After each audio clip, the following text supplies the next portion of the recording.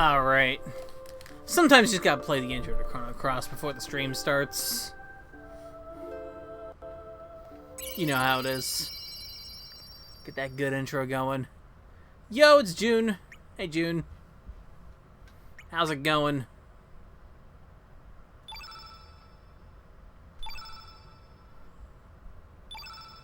Let's go ahead and load up here.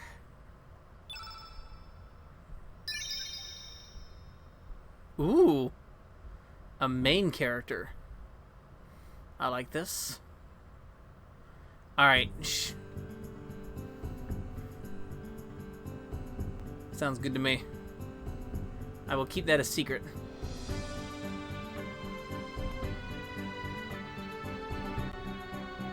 So, I gotta remember what to do exactly here. We're gonna do a couple things. First off, we have a major change since last stream. We have Surge back.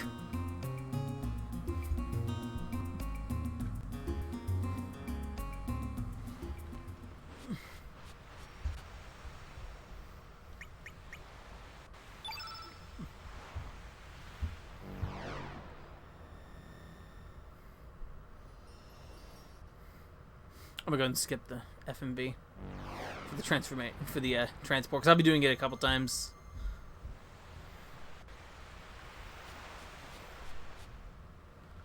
Yeah, it's alright. What we did last stream is that we took on the last two dragons. We took on a optional boss, and we then went back to Fort Dragonia, and we fought Lynx there in Surge's body. And then we regained Surge's body. We regrew Surge's body, really, is what happened. So a couple things I want to do then.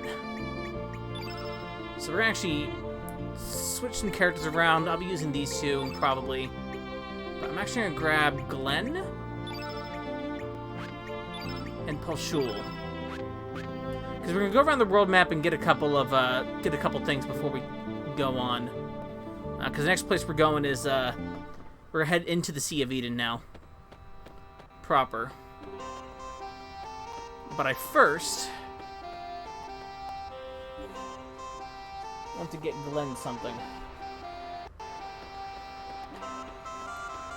Palshula is back.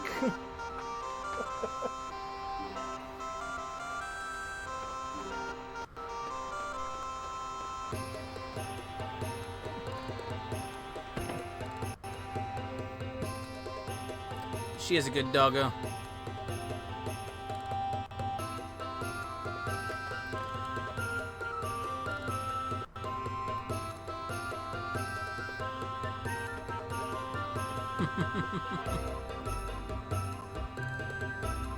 Oh wait. Let me check something here.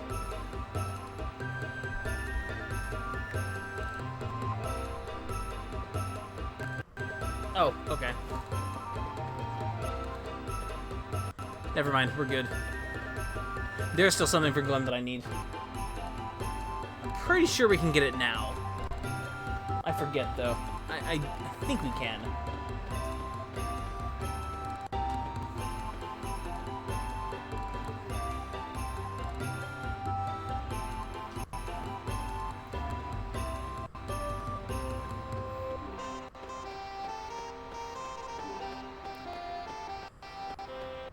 First off, there's something that Glenn can now have because he is that certain person, the Einlanzer that we got a long time ago. He can equip that.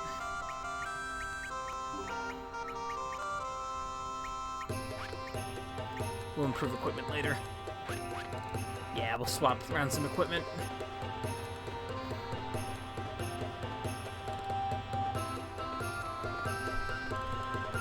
Hold on, this way.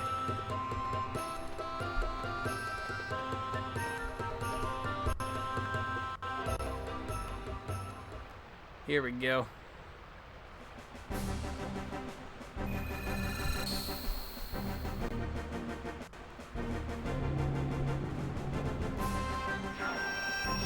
He is, but you know, that's alright.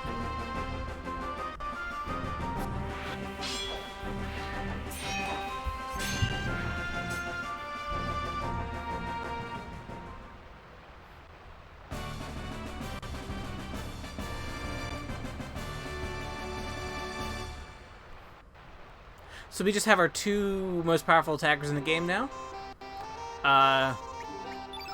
Let's just say...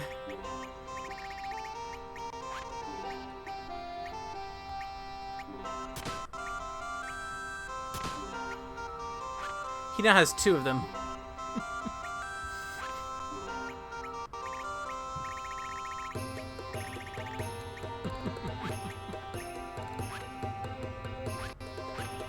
And Surge. Surge has the Master Mune. So we are very, very powerful now, attack-wise. We still gotta get them defense up, though. We have to get them vests and things and a lot of stuff.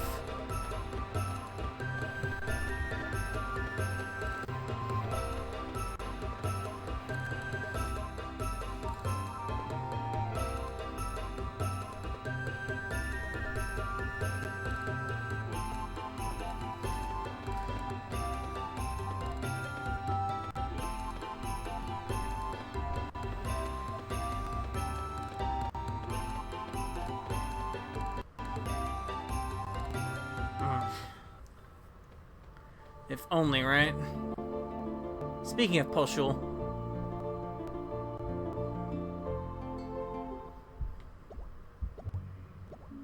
Oh wait, I think we did it in Homeworld. We'll come back around to Homeworld. Yeah, we did it in Homeworld. Because another world is deserted. Still go around though. She bounce.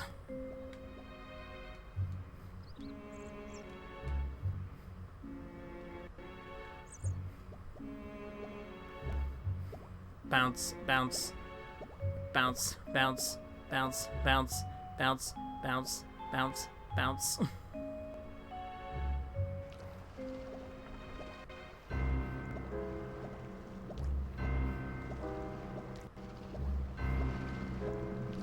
Bounce. I have to remember where a couple of these things are, because...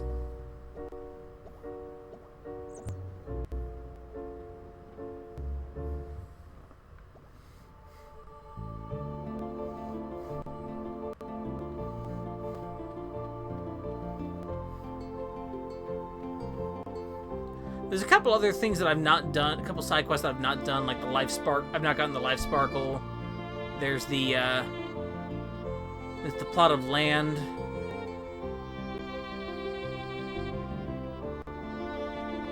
That I'm thinking of right now.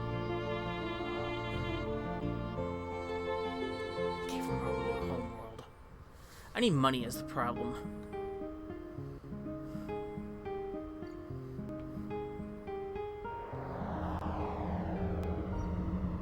While I'm here, I'll show off something.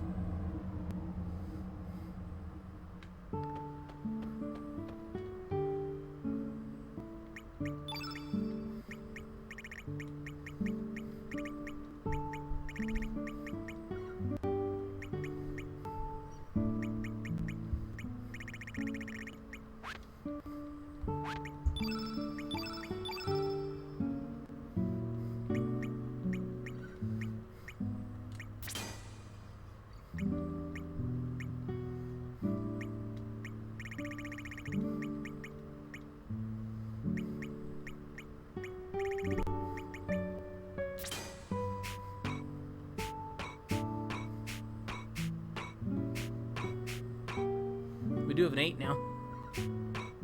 That's always good.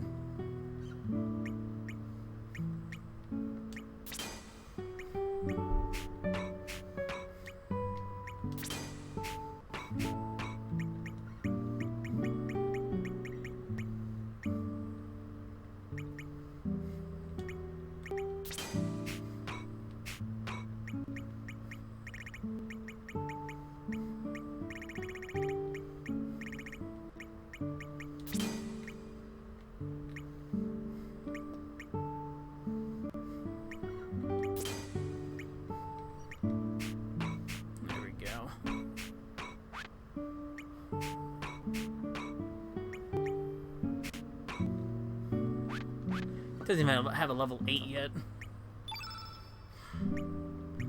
scoffs.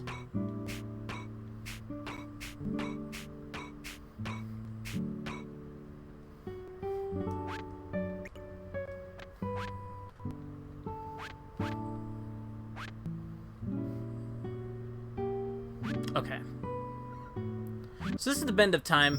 This is actually a place to fight enemies that we've seen before, that we may have missed. The main reason for this, though, is not quite for, like, training purposes, although you can do that if you want. You can also use it for Sprig in particular, because she has various transformations she can get.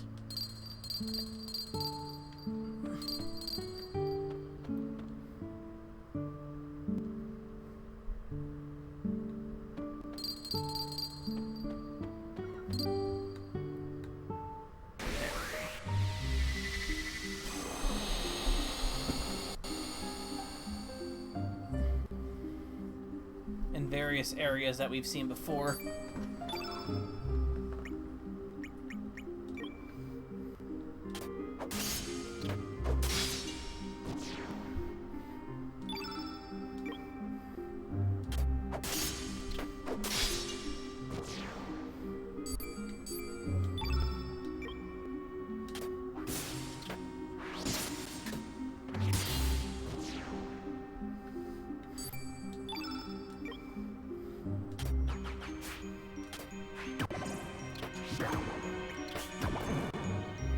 I actually equip her with a much more powerful weapon, so I will. I'm just getting some money.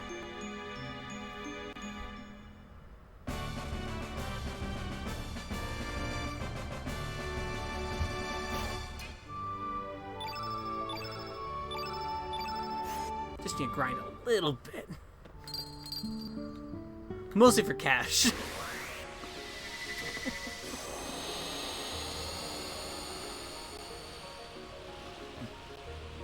Oh, this is just one of these. Uh-oh, it's a mama dingo.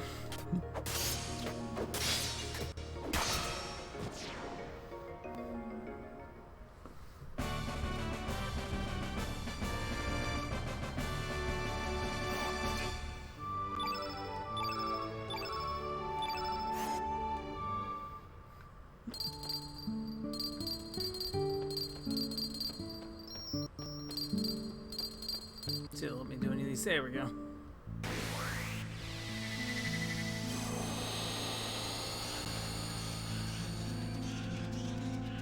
Oh, hi-ho dwarves. Or Daffy dwarfs. Oops.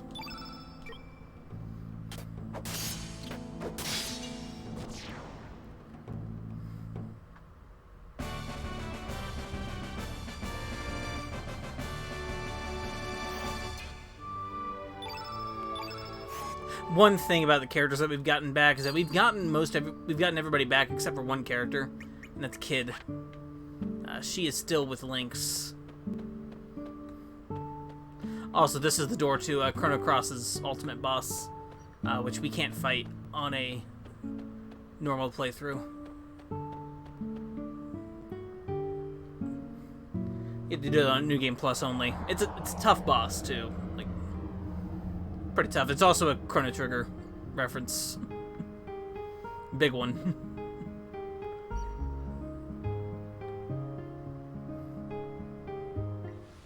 So the problem with this area is that we can't actually get in from this side.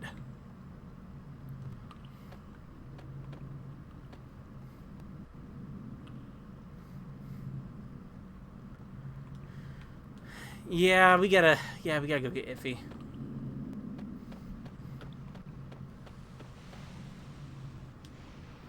We gotta do that in Chronopolis, so.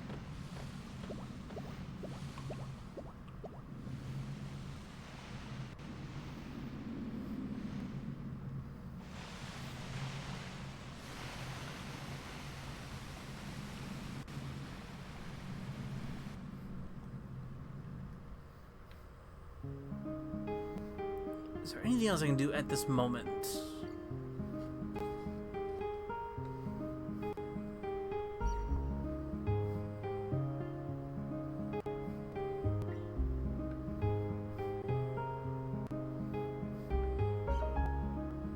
Alright. I wanted to get the Einlanser. That was the main thing.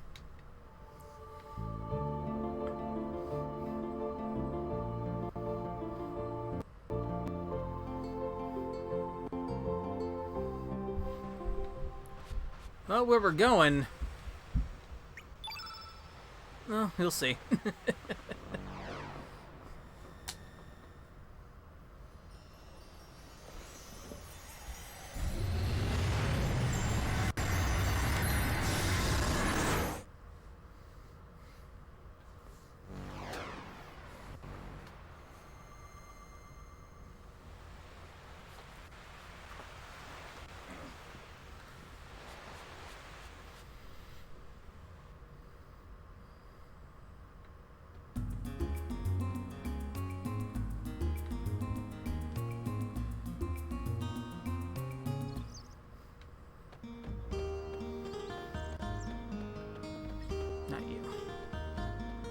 I need...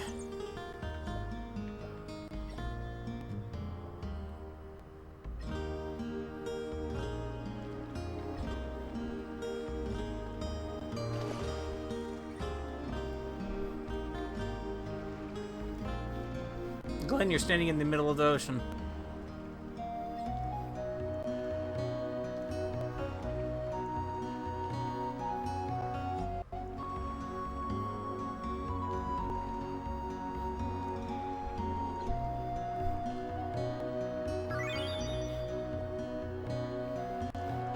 Pulsula has now been unleashed.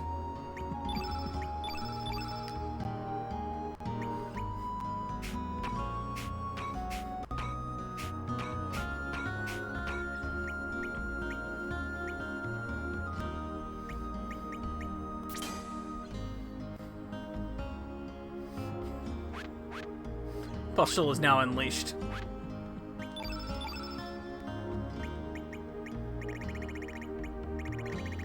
We need...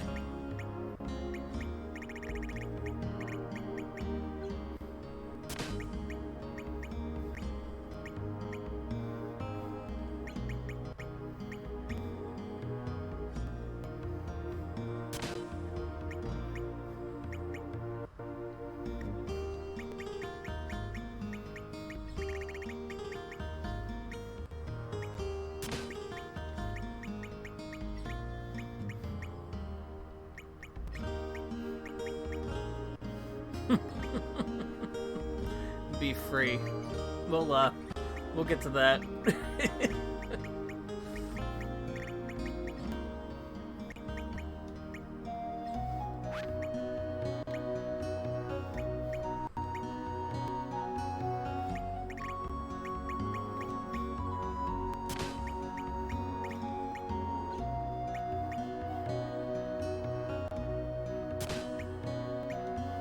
Shin Pulsula shall remain supreme. Yep.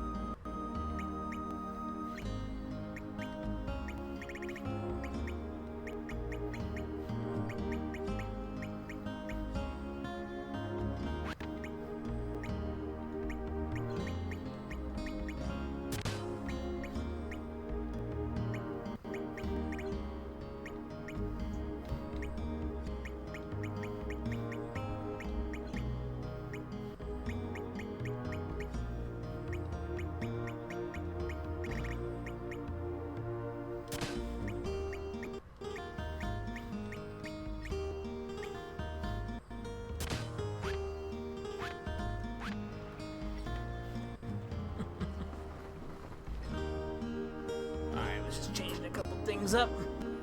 I'll probably actually switch the party around a little bit throughout this next dungeon, because I'll probably use Grobik as well, who's our cyborg hair friend.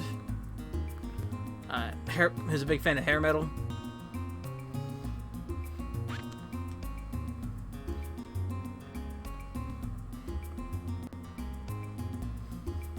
So we can use have a Black and 8 character, because I'm gonna need a Black and 8 character. Before I do that, though, I'm going to stop by Marble Loop, which should be...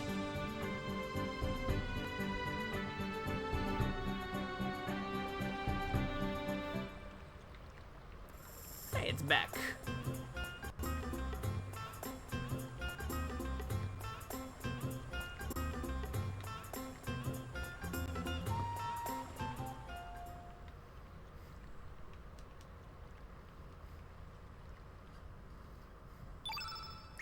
And you're all... Okay, yeah, you're all the good trap elements now in this world. I think we're pretty much good, but let me just, stock up on free falls. Black holes. I think those are enough. Just in case something happens. I can foresee things.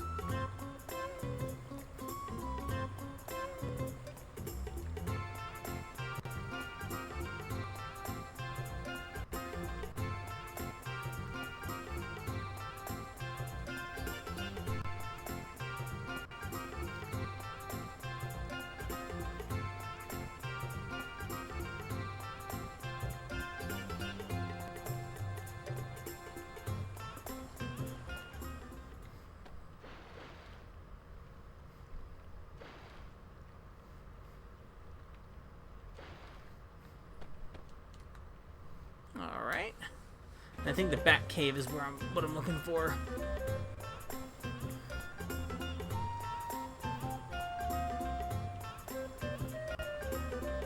It's out of this one to the other one.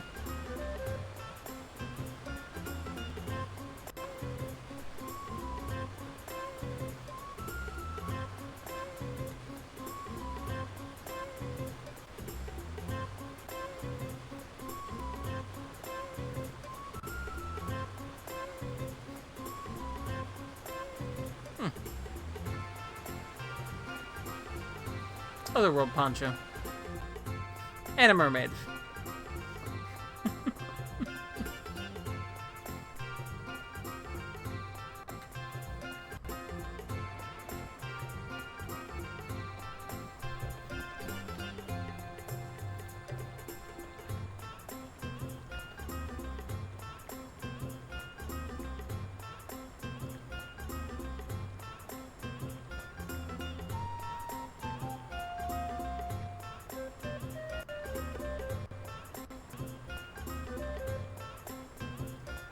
Shoot, Thelma has a mermaid wife.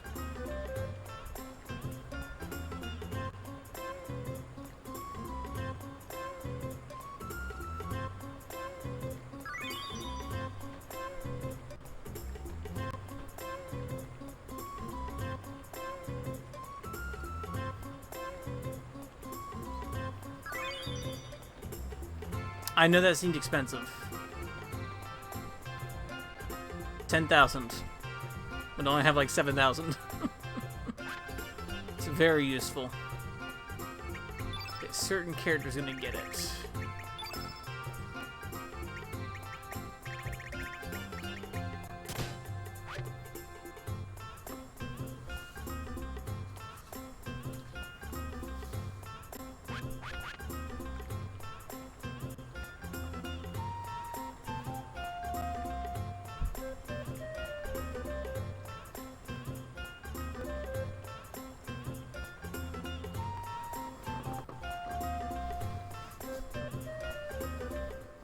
I forgot it was in this world.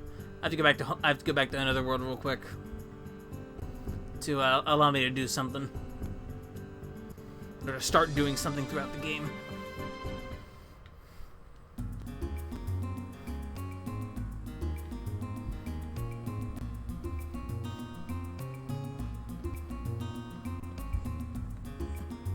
Wait, no, I have to go to another world.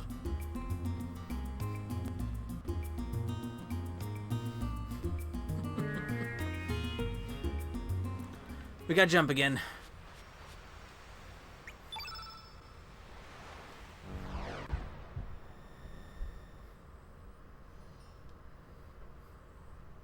Alright. Jump back. We're going to take that Master Hammer, along with Zappa, back to another world where the other Zappa is.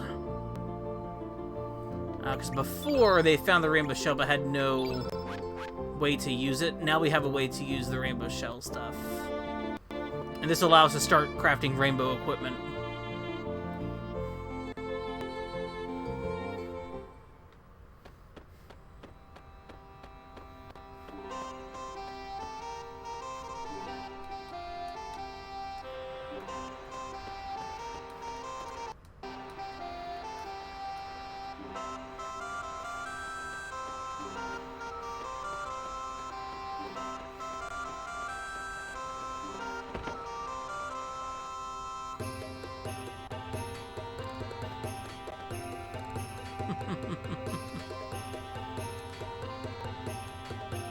Actually, I don't need to do this.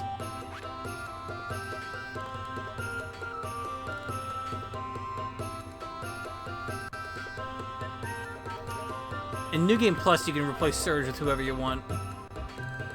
He'll still be leading the party, but in battle, you'll just be whatever character you've set there.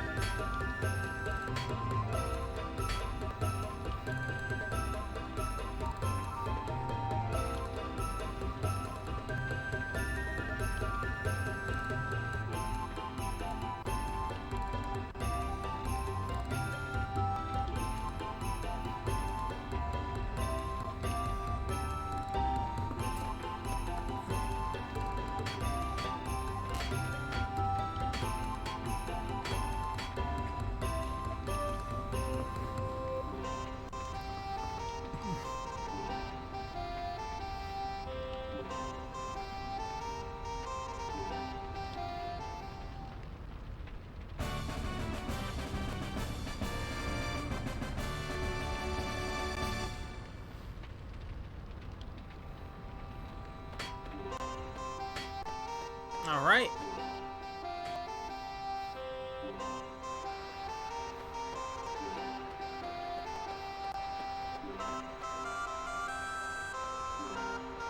I'm gonna check something. I'm gonna switch out of character again, and I'm gonna check something actually up here before we go. I know I keep saying that before we go on. I'm putting off Chronopolis, but at this point in the game, a lot of stuff opens up.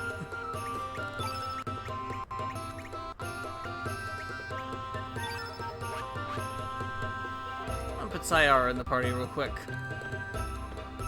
Who I've not been using, but, you know, I can if I want to.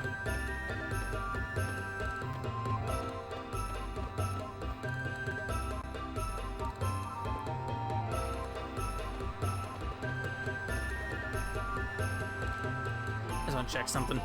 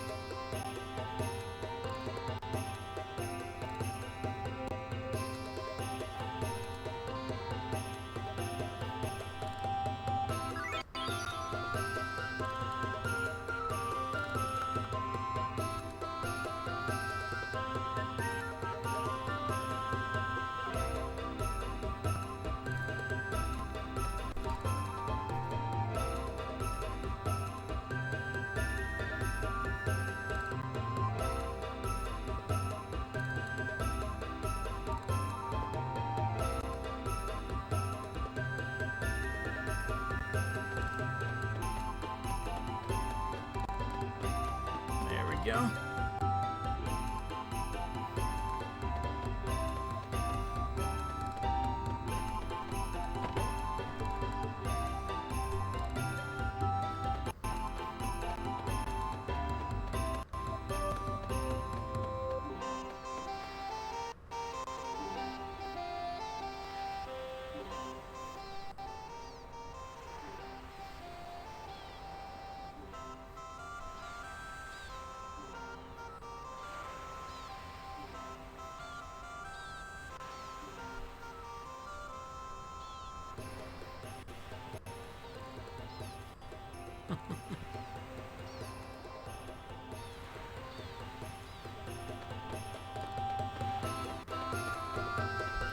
forget how he gets his level 7, but I know it's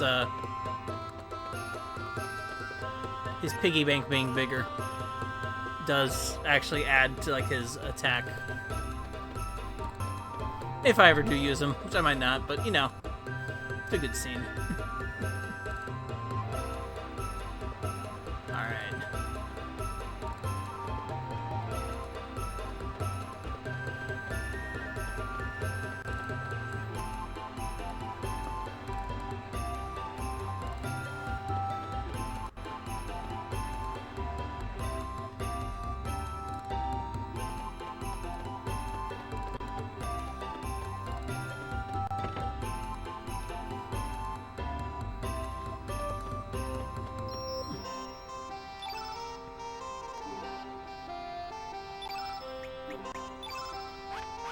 There we go.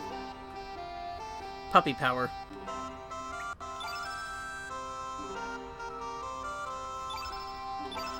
So now we can make the prism equipment. Now we need shiny material for that too, which you have to kill enemies with summons to do that. So we'll work on that a little bit later, but we'll start trying for that.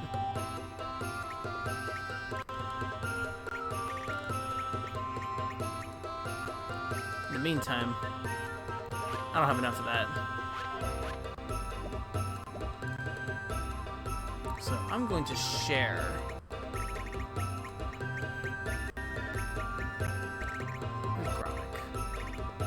Where's Gromik? That's these two targets are right next to each other. Oh, that's funny. We're gonna share granite gloves right now.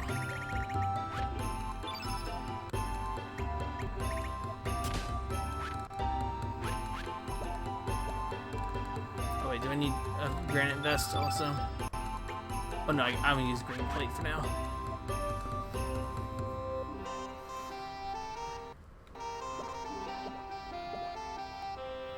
Alright.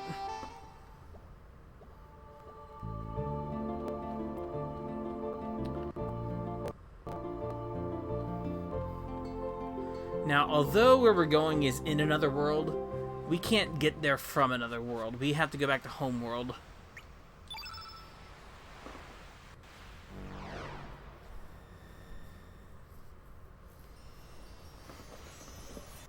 Alright, you get one.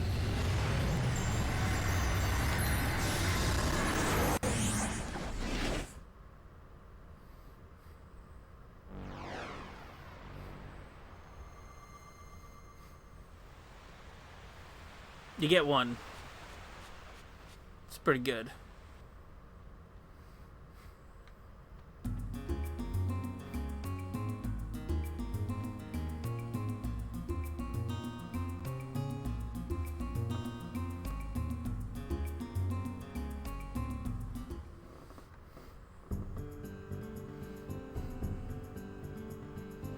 So we're going back to the Dead Sea.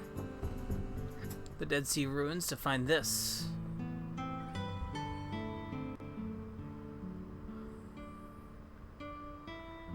So there's these 3 lights.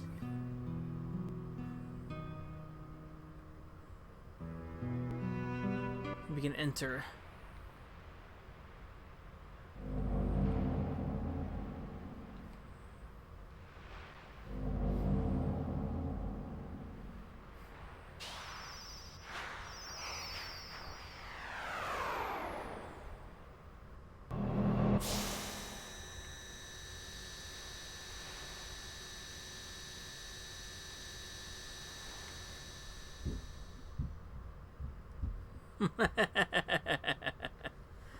Now that's a line.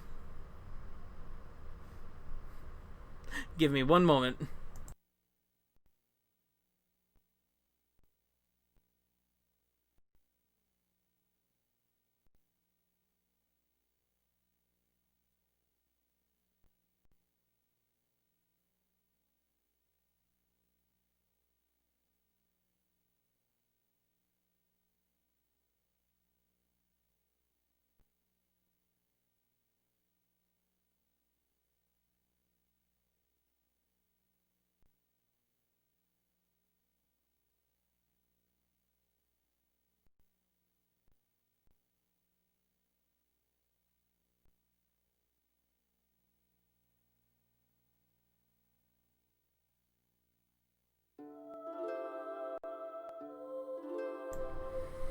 I do.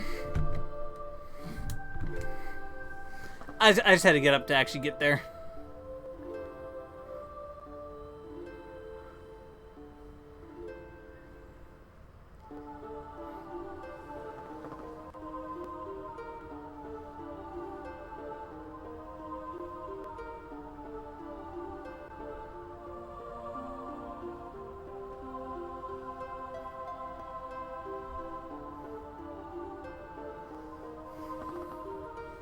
So let's see.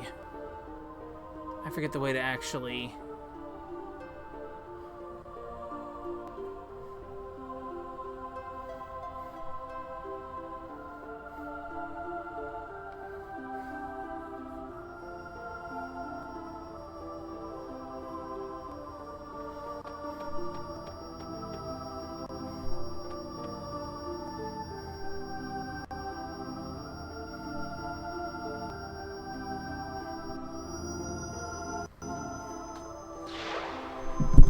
Give me 1 second. I'm actually gonna make a little note for myself.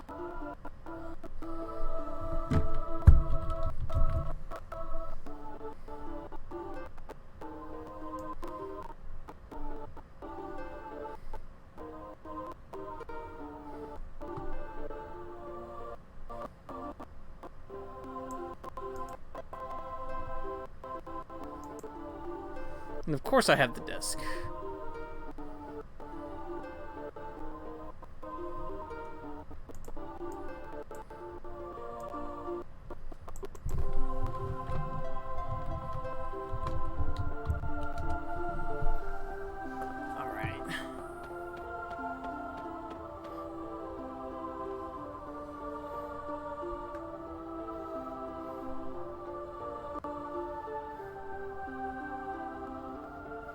Now that, by the way, is a very, very pretty triangle.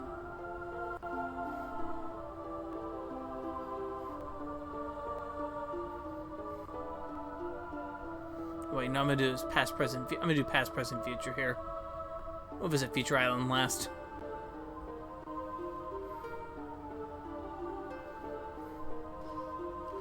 Clotho and Luscious.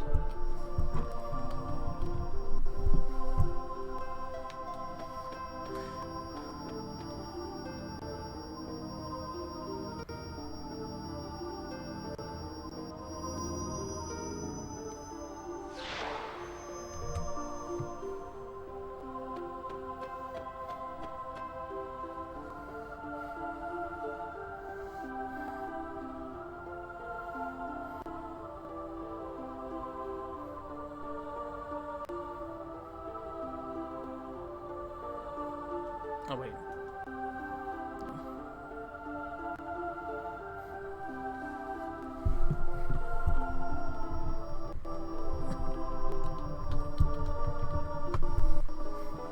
Just keeping an order in mind.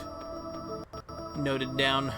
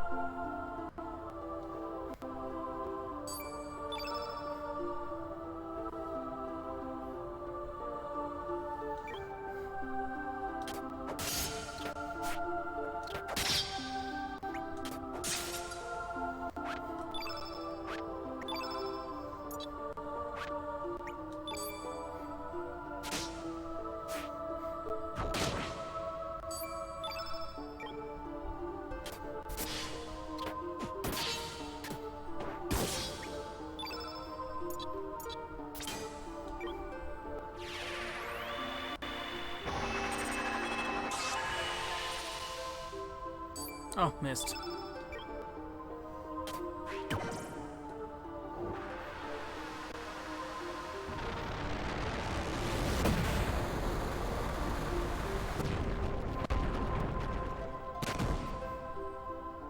Whew.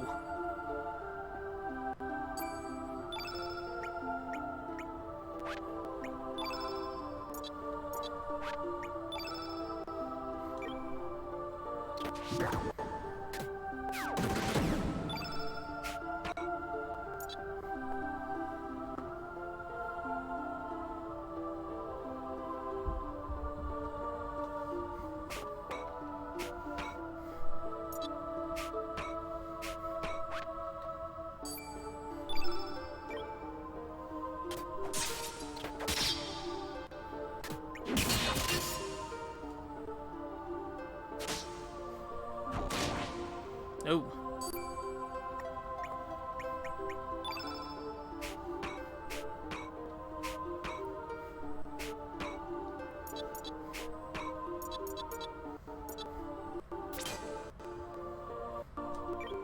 I guess I should heal Pulshool.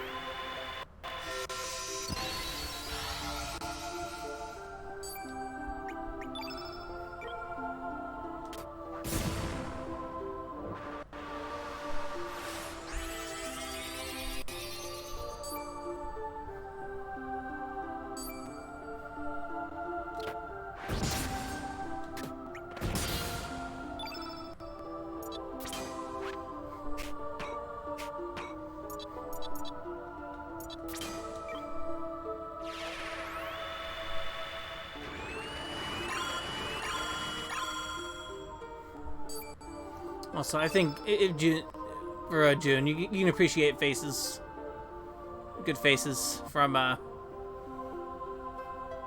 if your games are come to mind for me. Good faces.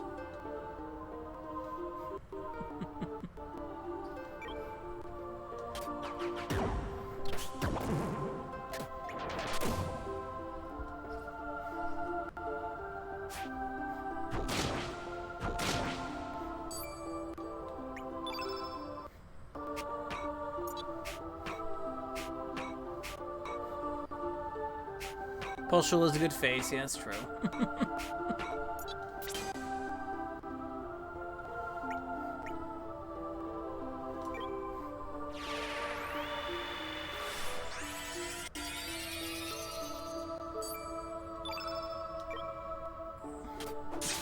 I remember this boss does something if you attack its opposite. If you attack with its opposite, it does something weird. I'm a little afraid of it. I'm gonna try something.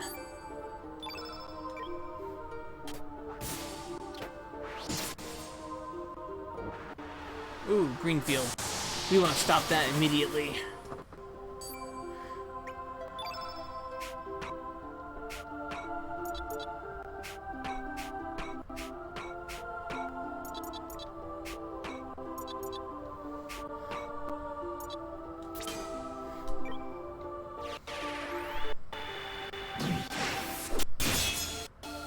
Ooh! That was 900 points of damage.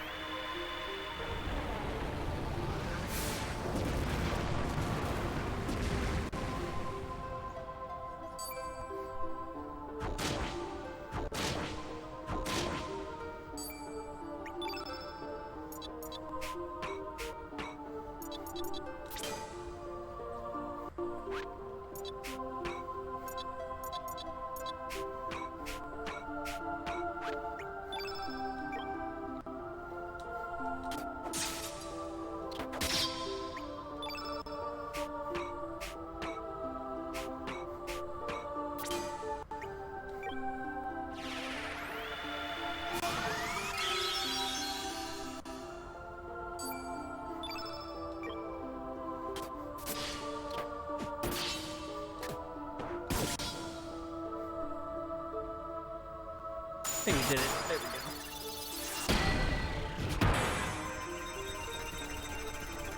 That thing's innate changes based on what island you visit. So that was the green version. There's also a red and a blue one.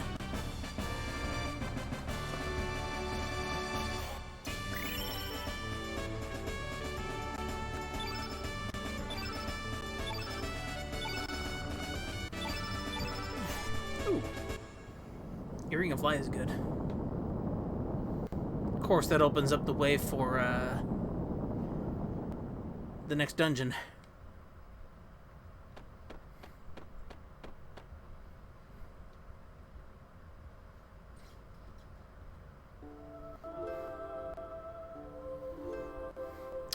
Now, we've seen this place in cutscenes.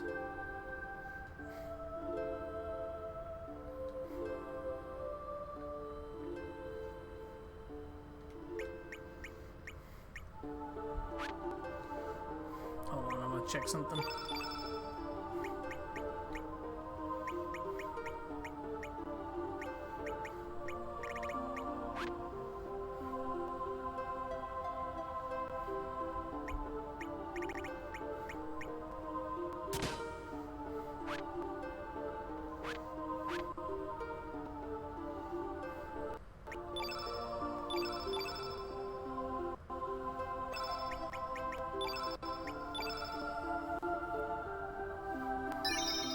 Does it change here?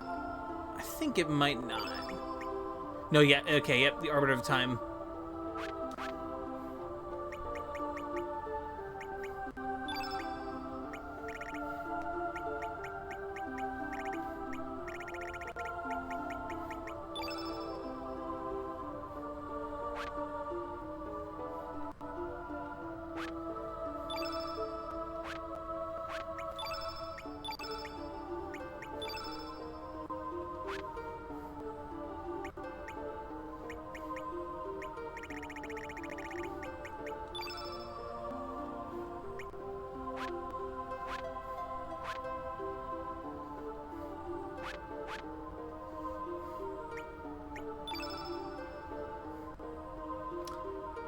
You know what? No, I think I'll keep this party. I was thinking about changing it, but I think I'm gonna keep it for right now.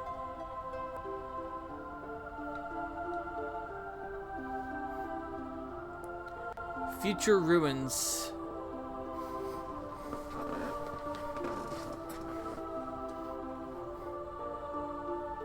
Time Fortress.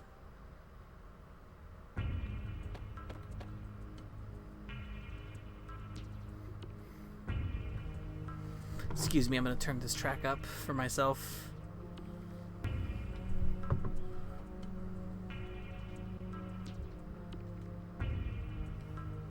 $2400 AD. That's not 20. It's not 1020 AD. Or 1017, whenever this game takes place. I think it's 1017.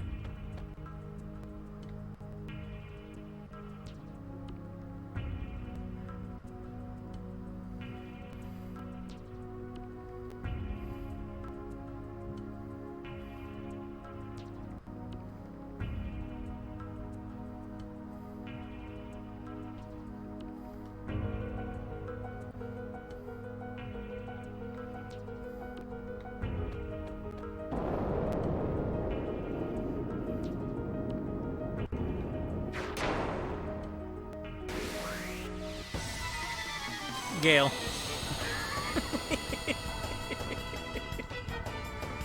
Always here for us.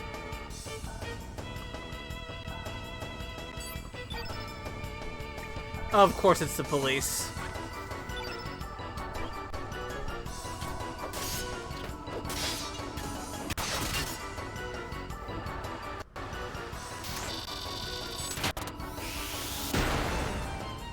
Woo!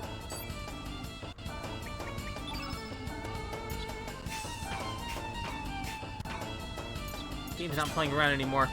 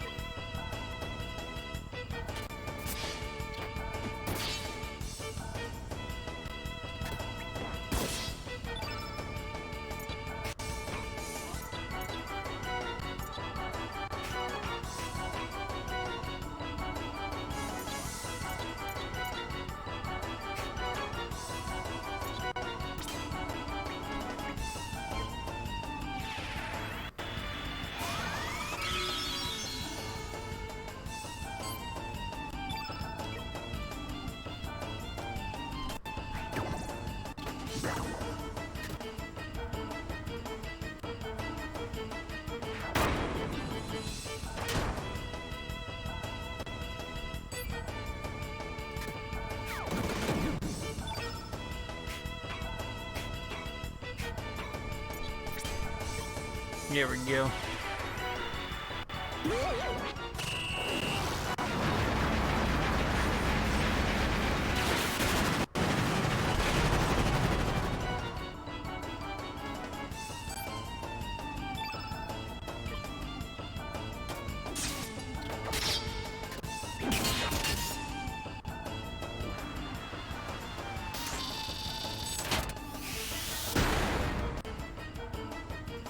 Oof.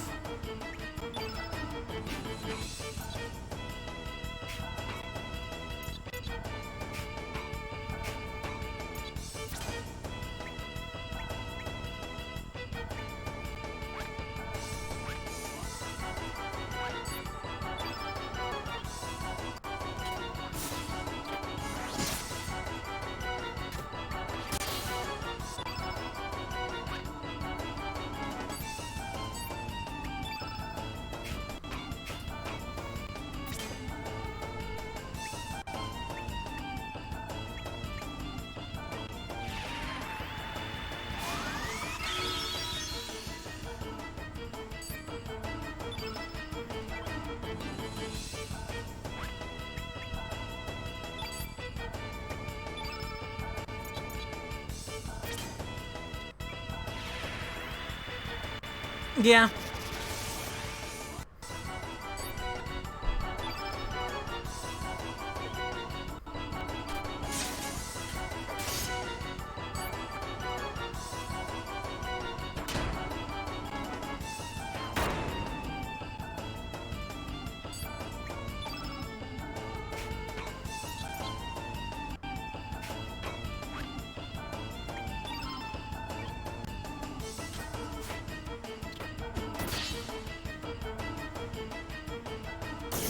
Oh, it's okay. Oh, no, it's not dead yet. Okay. It just did something, though.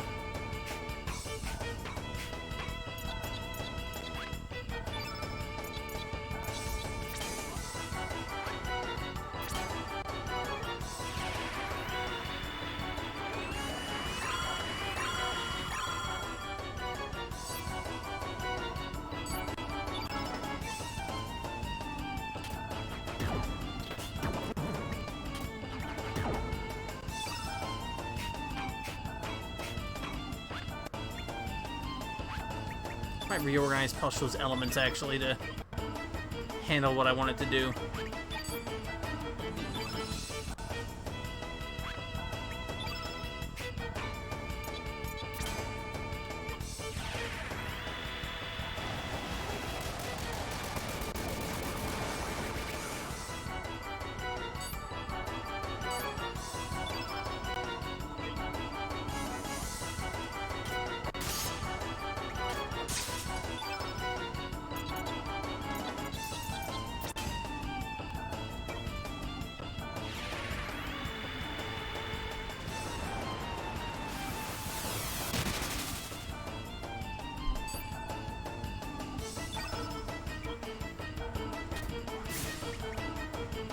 Darn it!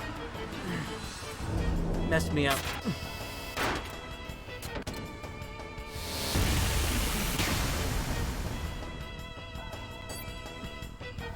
I was going for something there.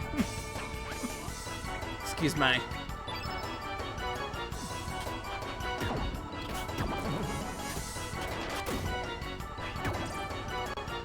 Ah, messed me up. Alright.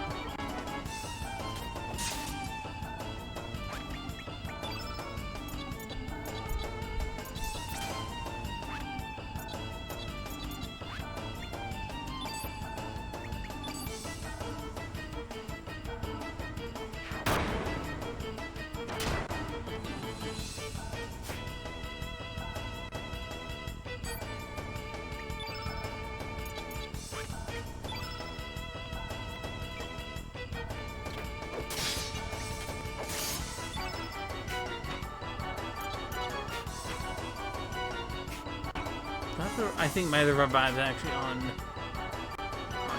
Okay. Yeah, I think it is.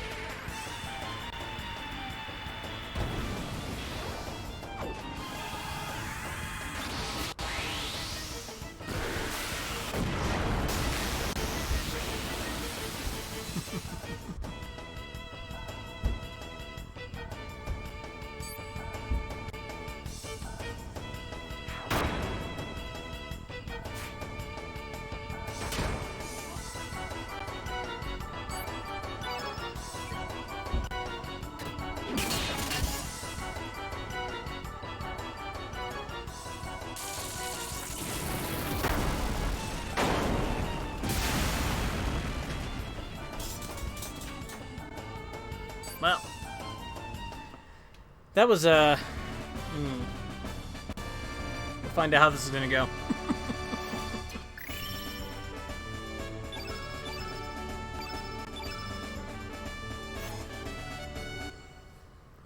We'll find out.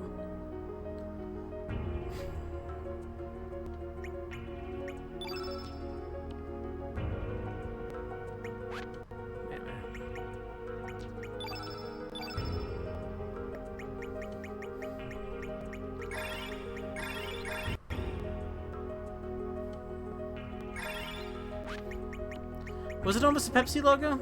I was trying to do things with the field element that whole battle, and it did not work out for me very well.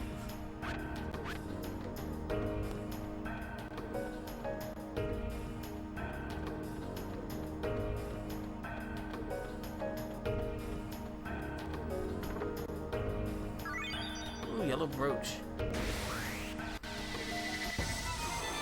We're gonna fight things in here.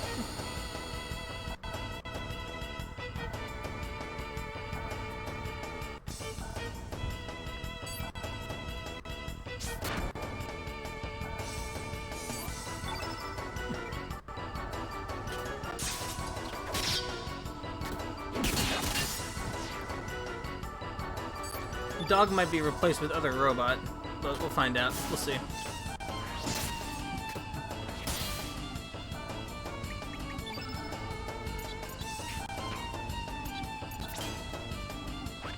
These are red.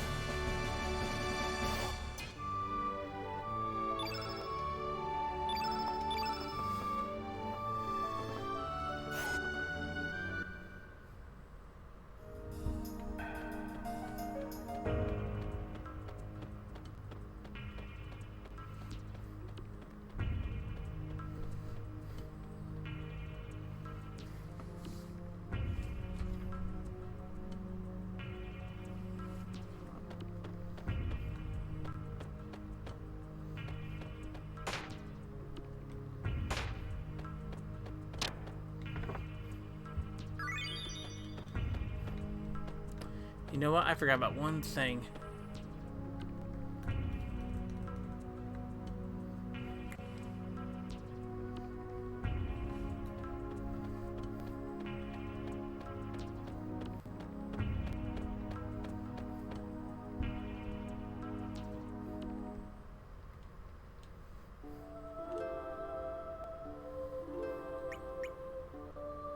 Hold on.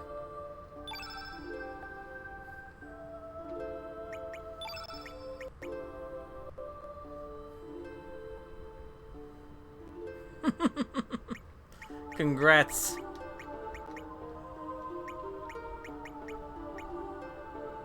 Look for somebody. There he is.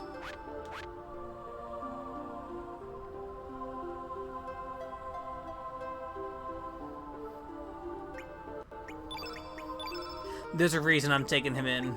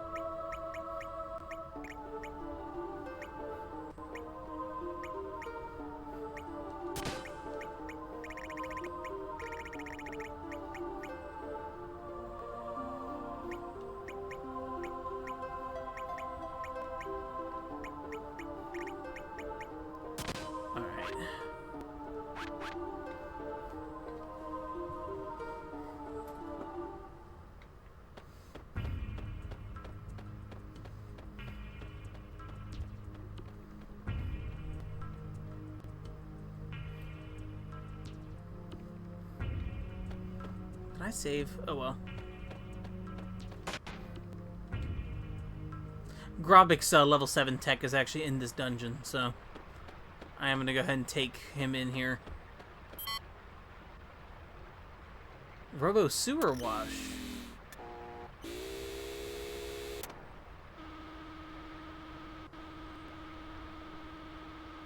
There we go.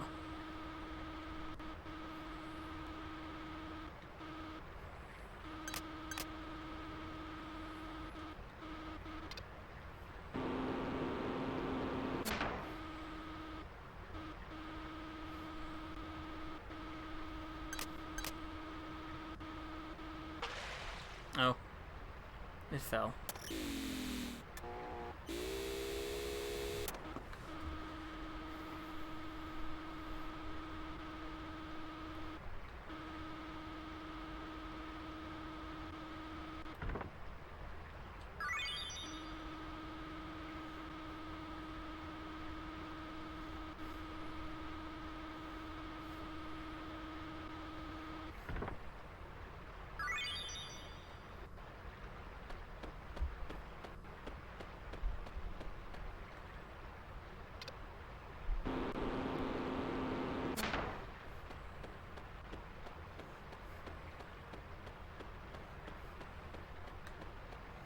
There we go.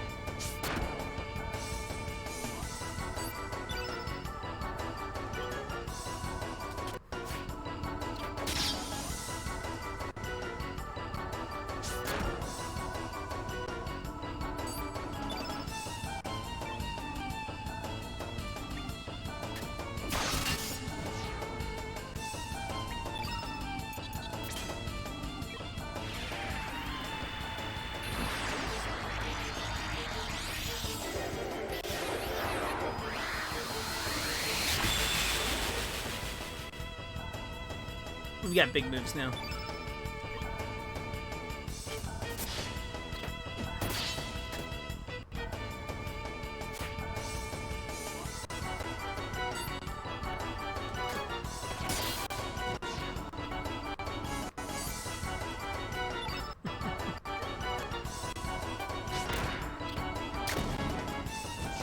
Well, I want to train up Grobik here and keep him because of the boss coming up. I want a Black and 8 character of some kind.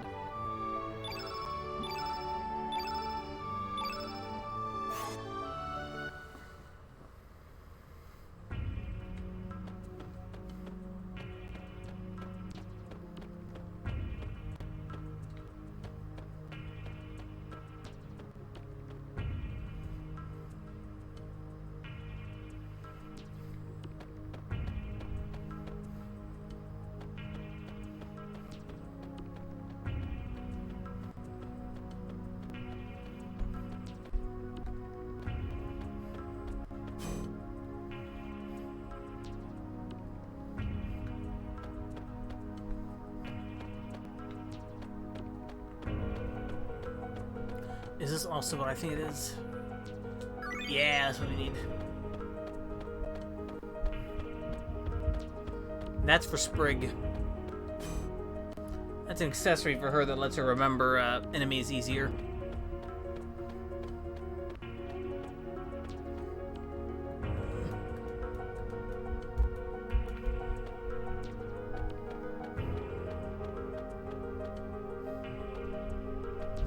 It's a nice dock.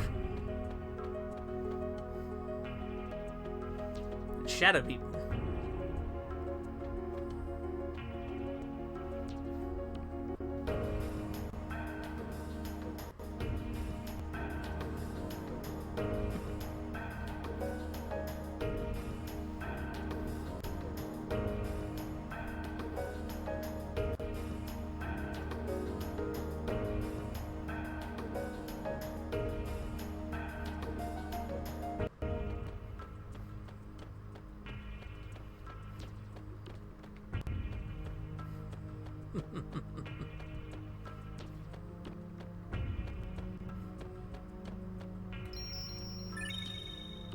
I mean...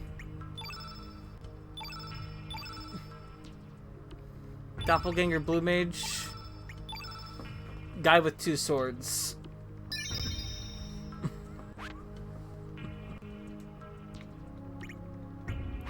I'm taking a bit to load.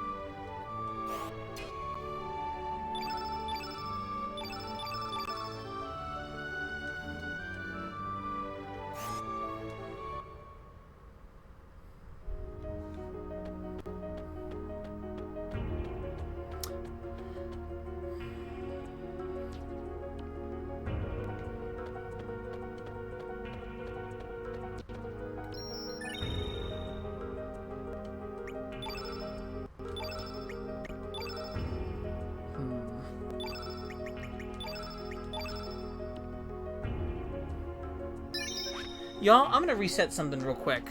So you'll see the game go off, and you'll see like the PlayStation 2 reset. Don't worry about that. I'm gonna reset something here real quick because I'm gonna check something. So I will be right back. You'll just see like the PS2 screen again while I do this.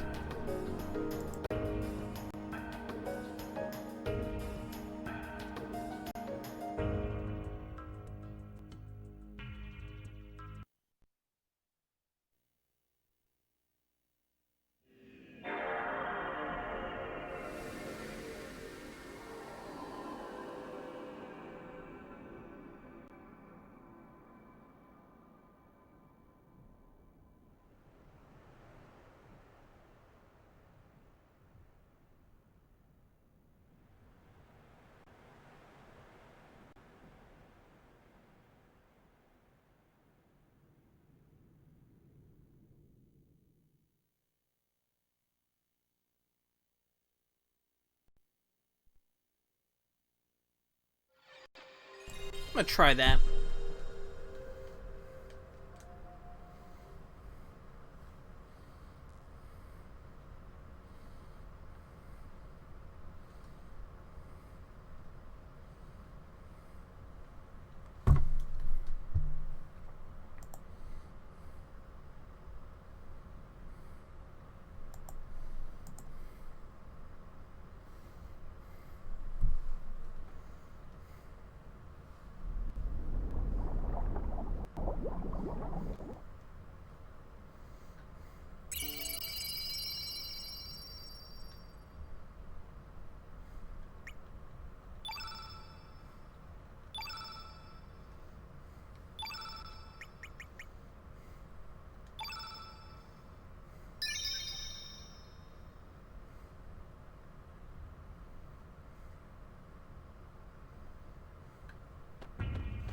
Alright, we're back. I'm gonna try that. I'm gonna try this instead. I actually switched back to my other disc, but I wonder if my disc 2 is also a little too scratched. I'll try that instead, because the loading was happening real slow compared to disc 1. That could be just a problem with disc 2 entirely, I don't know, but we'll find out. We will find out. Anyway, here's the staircase.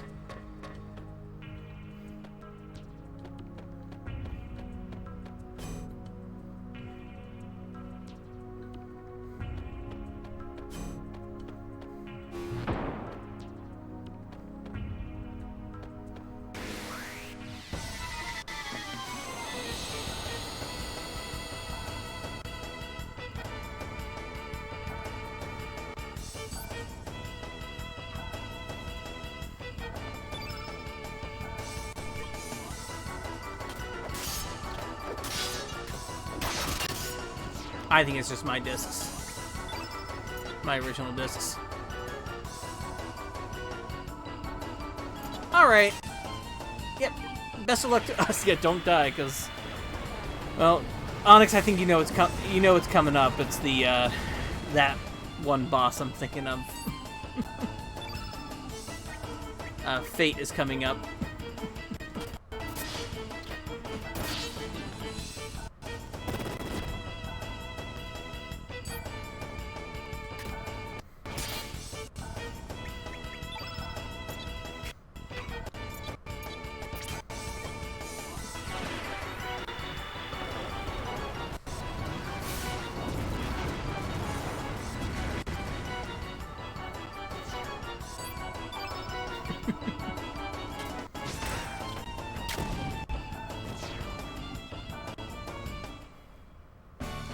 The only time excited for Fate.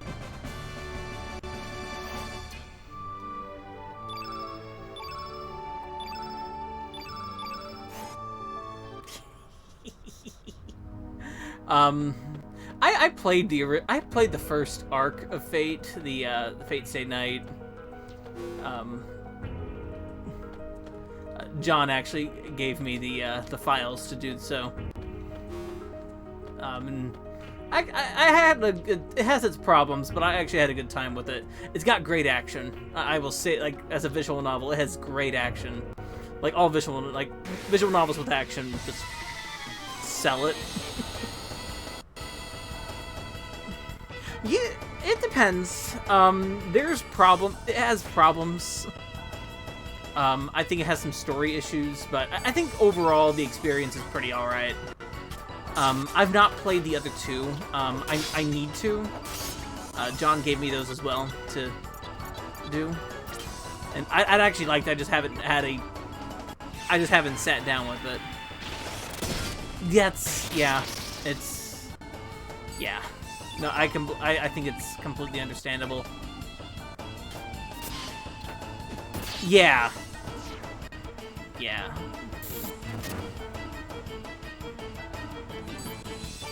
Yeah, that's the one.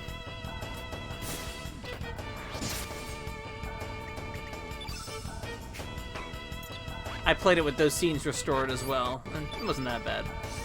I've seen worse.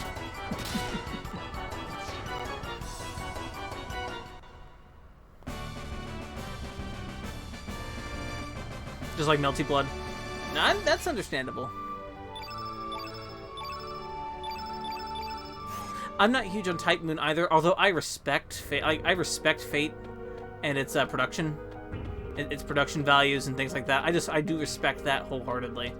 So, like, if anything, it's a great time capsule of 2004, and I'm all about time capsules 2004 these days. I suppose. Like Trails in the Sky, like the art looks like something that like Falcom did for Trails in the Sky, first chapter, which I love that art for that game. And like Fate Stay Night has a very similar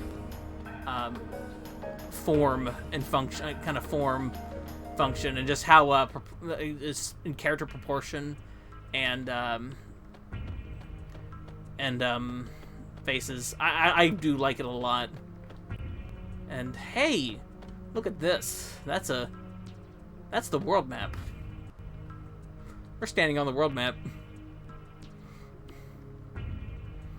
I'm just gonna let this room kind of soak in real quick, because this is a great room.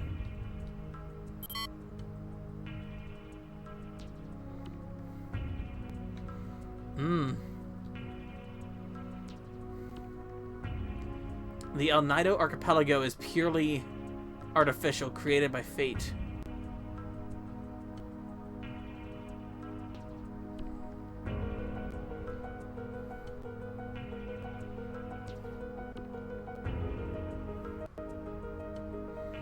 Alright, have good dinner.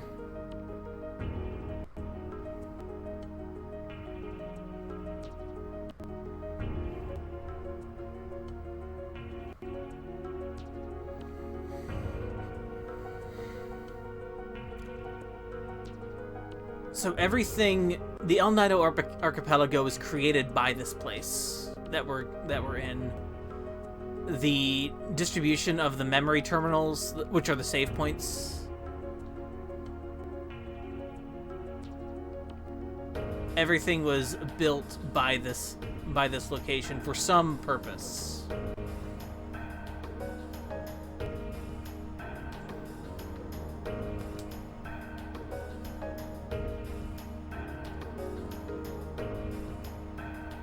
And the people who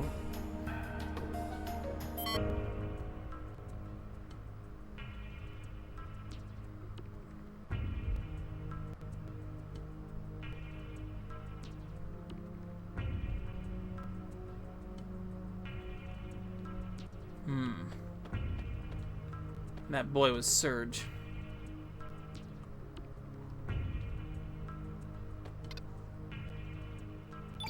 Awesome.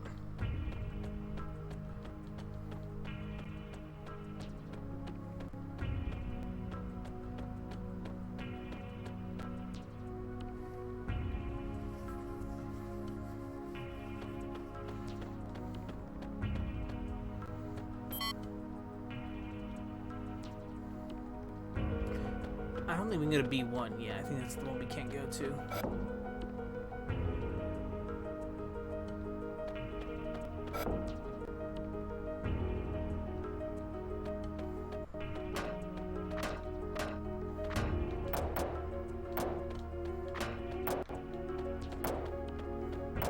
I just like flipping switches. Oh.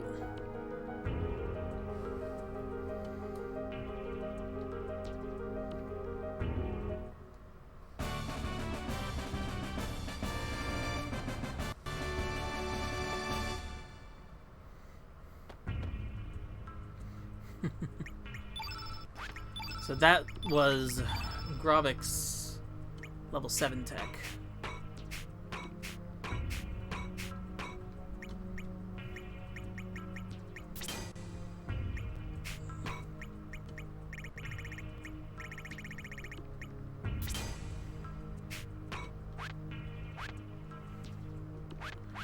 I'll probably change some things around for Fate.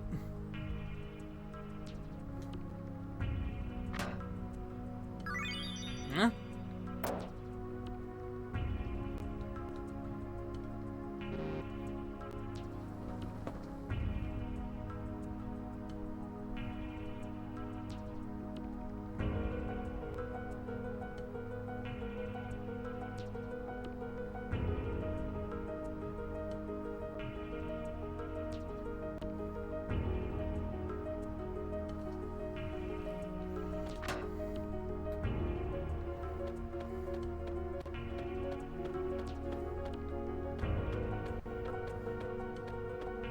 So I'll admit, I actually do have the solution here for this puzzle, but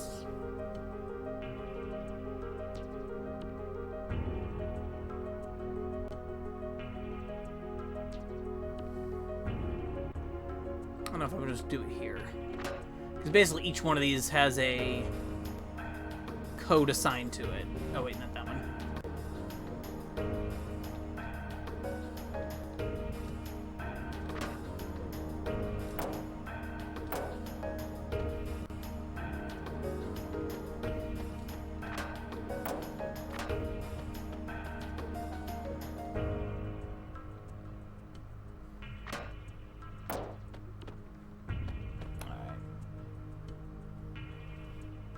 That's alright, though. We got the main thing we were looking for.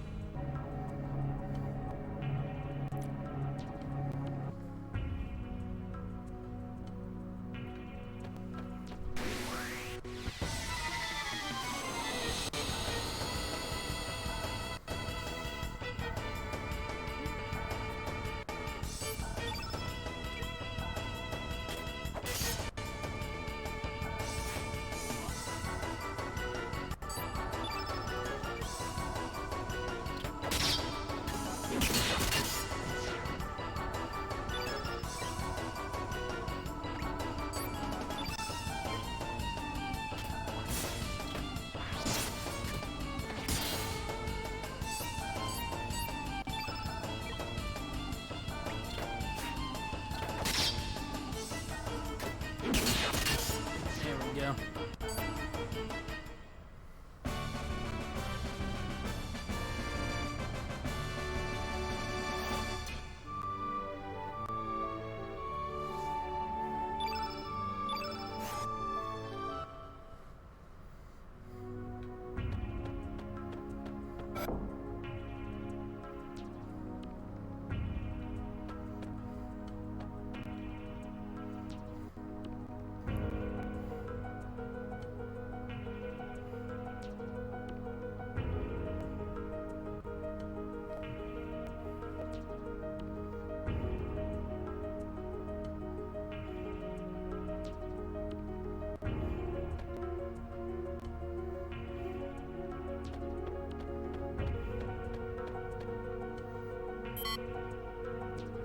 There we go.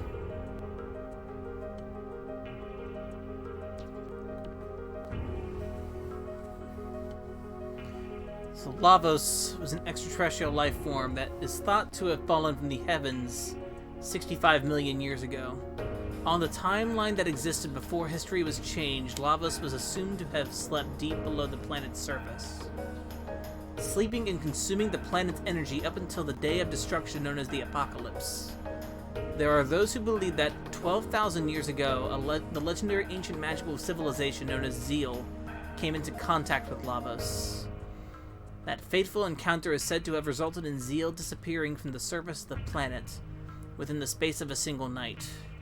However, the very existence of the ancient civilization of Zeal has never been proven, so up until this day, this theory cannot be confirmed.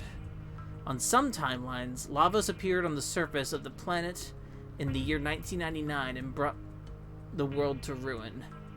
However, a group of young time travelers saw where their planet's history was heading and through their actions rewrote time. This very research facility exists on that new timeline. In a world where, thanks to the defeat of Lavos by the young adventurers, the apocalypse never happened. On a temporal vector where human civilization continued to evolve and hampered, all the data on Lavos that was obtained from tracing different parallel world possibilities has proven to be volatile with fluctuating discrepancies. Perhaps at this point in time, it is nearly impossible to obtain any true information about Lavos.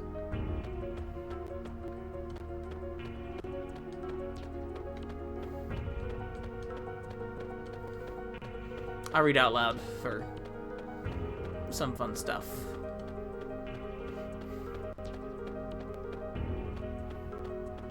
JPEG of peoples, and look also. There's dinosaur people. There's people.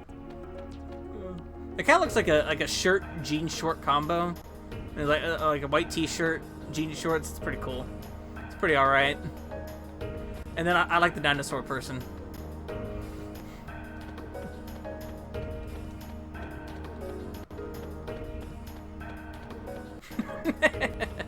That is true.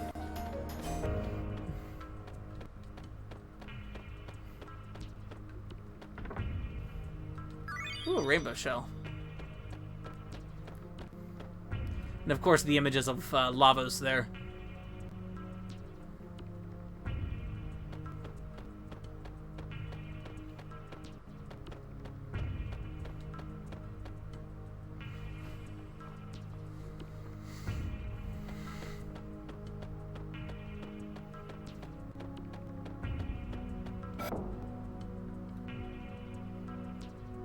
Also, you hear this music. This music track is fantastic. This is one of my favorite tracks in the game. This is probably my favorite dungeon theme. Hey, brains.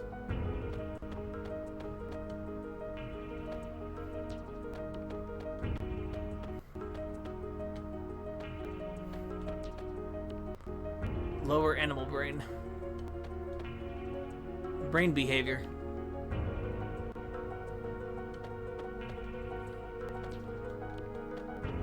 Brain analysis.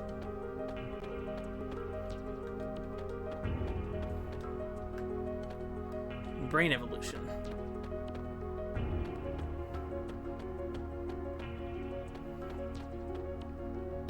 Memory scanning and rewriting is not that difficult a thing. As a matter of fact, it is possible to simulate the thoughts and feelings of each individual. These are all just electric signals that flow around the circuitry of the brain after all. The vessels of flesh can be reproduced through cloning, and the soul stored within these fleshly vessels can be simulated as well. Thus, one could even go so far as to say that death itself no longer exists. Of course, the expiration of an individual being as a variation within the species still occurs. Overall, we can reverse the old maxim and say that where there is no death, there will be life.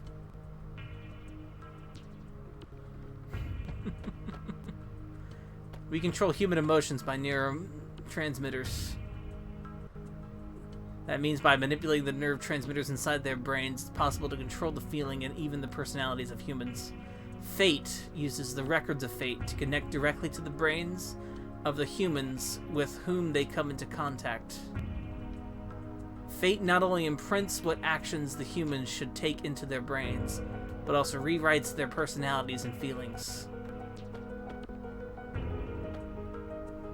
Yeah, there is a prevalent science fiction to a science fiction tint to Chrono Cross, and especially Chrono Trigger, because Chrono Trigger is especially a science fiction RPG more than a fantasy game because of the time travel aspect of that game. The main characters find a way to travel through time, and that's the science fiction concept of what affects time, how time is affected in certain ways. Doing things in the past creates possibilities in the future, and their meddling with time is what actually creates the issue in Chrono Trigger as well, or exacerbates it. The life forms on this planet developed from single-celled microorganisms to protozoans, then from fish to amphibians, from reptiles to mammals, and eventually to humans, beginning with the cerebral neocortex, which only exists in higher mammals. The anthropod brain enlarged at an accelerating pace until it became the human brain we know. Could the reason for the abnormal development of the human brain be the biological contamination caused by Lavos? That would mean that humans are really a heterogeneous life form, or foreign matter as far as the planet is concerned. Humans are a sudden mutation caused by the contact with Lavos, an alien life form that fell to this planet from space. That is why humans are, biologically speaking, unbalanced and half-finished. Internally inconsistent and disconnected, the human existence is plagued by contradictions. An incomplete species, torn between love and hatred, whose very being is self-contradictory. From the planet's viewpoint, humans are just destroyers and a cursed, yet perhaps pathetic blight on the world. Whew, okay. That is a... See, even that's consistent with Chrono Trigger. That looks like a tough person. It is heavily implied that in Chrono Trigger, that if Lavos did not land on the planet, the dinosaur people, the reptides, would have ruled the world instead, than humans.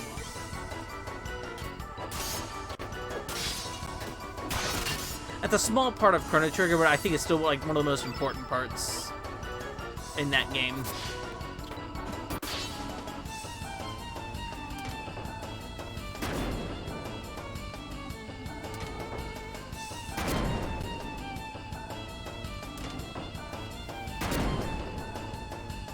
He's doing it. He's going.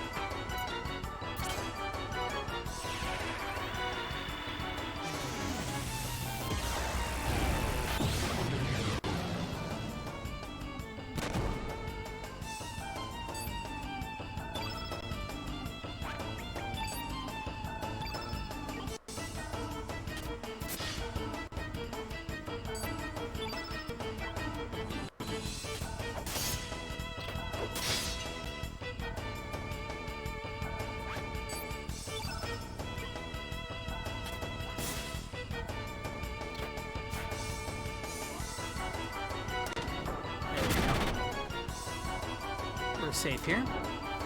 I think so.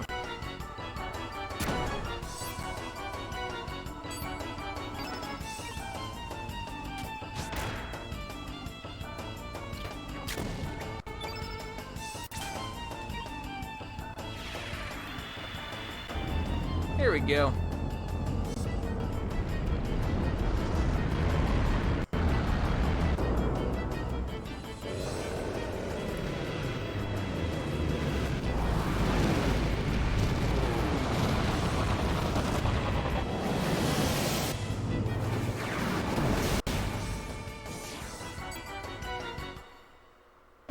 At the summon.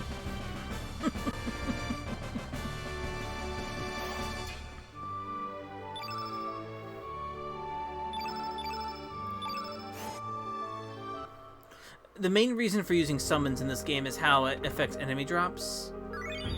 Enemy drops are... you have normal... There's normal versions of the materials we've been collecting. But if you kill an enemy with a summon spell, you get you get what's called shiny material, which is what we need for the spectral equipment, which is the highest level of equipment. We also need a rainbow shell to do that, which we've been collecting some rainbow shells throughout the game. So now at this point, since we do have summons now, we can start using, we can start getting those shiny materials.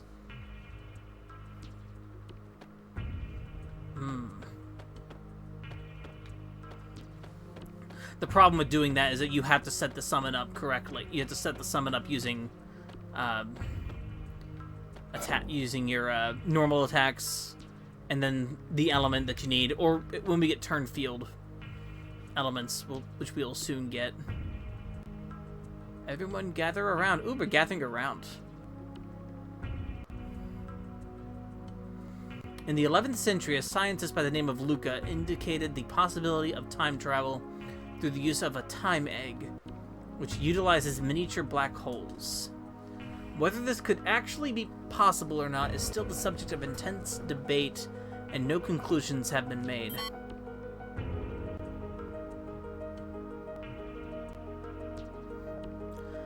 According to her theory, by rotating a single point of supergravity space-time continua can be drawn in, thus making it possible to transform that singular point, which pulls in everything else, into a ring formation. Using this ring as a gate between dimensions, it should be possible to travel back and forth between various space-time. I've heard that the time egg already existed during the legendary ancient dynasty. We shouldn't have to rely on theories from an ancient civilization that may not have even existed. We can do this. But it's said that the time was altered using the time egg. That's just a legend. There isn't even any evidence to prove that this ancient dynasty ever existed. The experiment should be starting soon. After we discovered an unusual gravitational field in this barren sea of El Nido, we built several artificial islands and established Chronopolis. This was all done to facilitate our top-secret research. But now our research is about to come to its end. Once the final adjustments are made, the experiment will commence. It's just a matter of time, so everyone should keep up their good work. The chief hasn't returned yet. He hasn't? Then we'll have to hold off until he gets back. To think that time is not absolute, but elastic, relative, and subjective. That there can be individual differences caused by changes in time. Perhaps the same people and life forms can even exist in several different spacetimes. An independent time that flows with a will of its own? What nonsense. I'm reading a little bit because the text box isn't there and it's a little hard to read. Conducting simulation of phase metastasis. Ooh, phase metastasis. The research center was established under utmost secrecy by the central regime.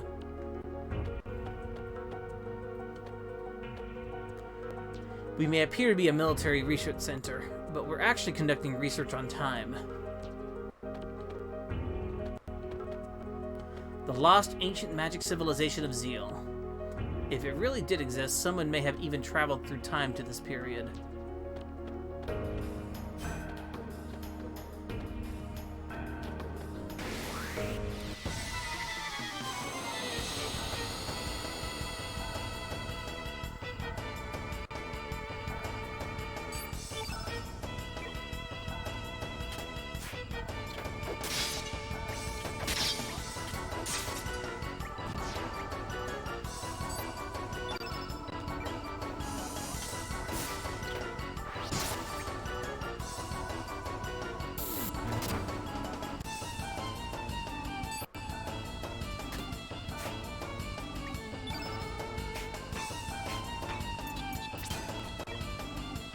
Let's just do this.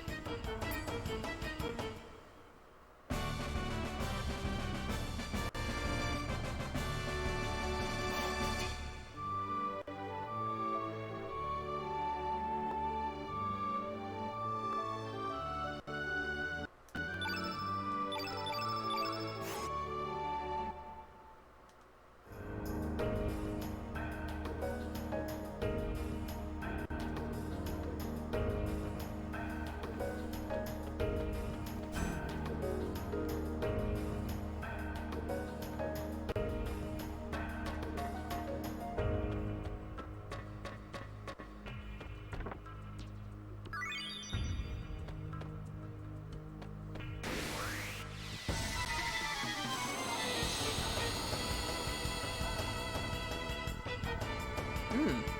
3D staircase.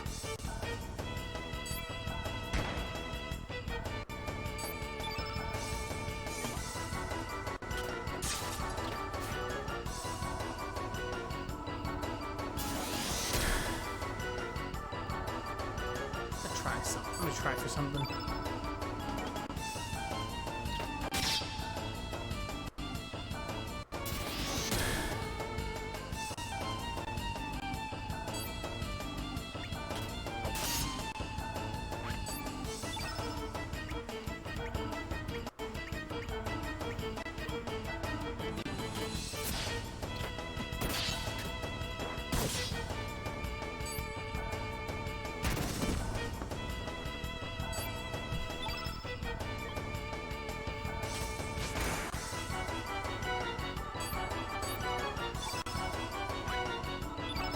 I want to use dark, so I'm just trying to select a new target.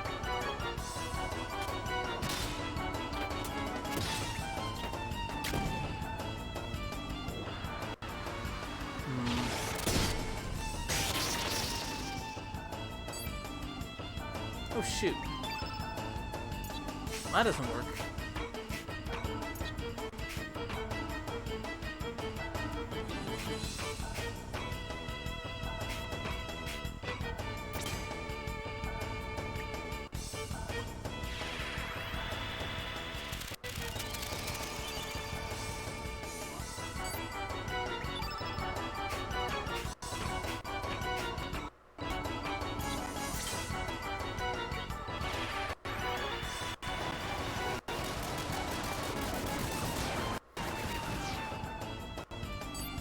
Oh. Okay. They're stopping me.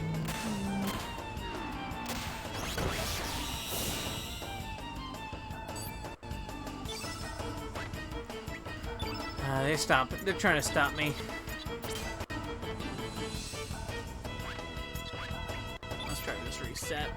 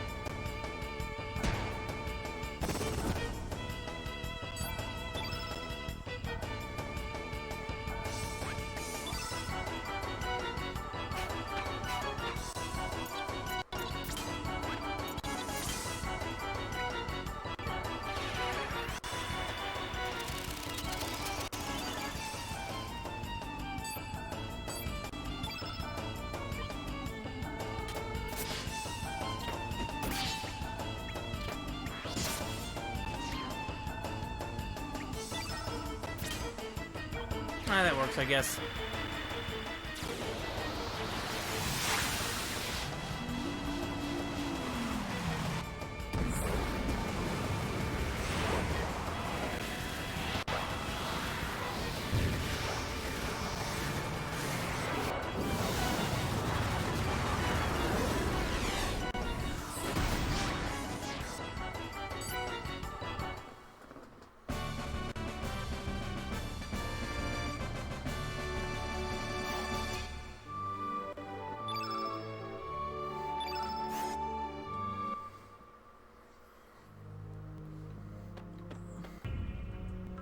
She said he's going out for a walk.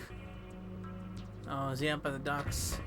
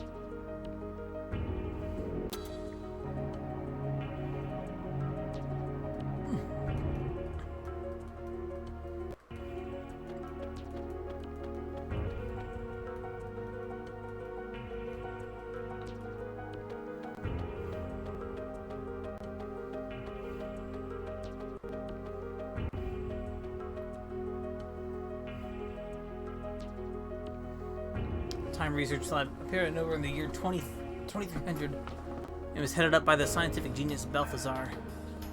However, at the peak of his career, he simply vanished. We've continued his work and haven't come this far. Our work is almost complete. It's about time I headed back. Experiment's about to begin. Balthazar, huh?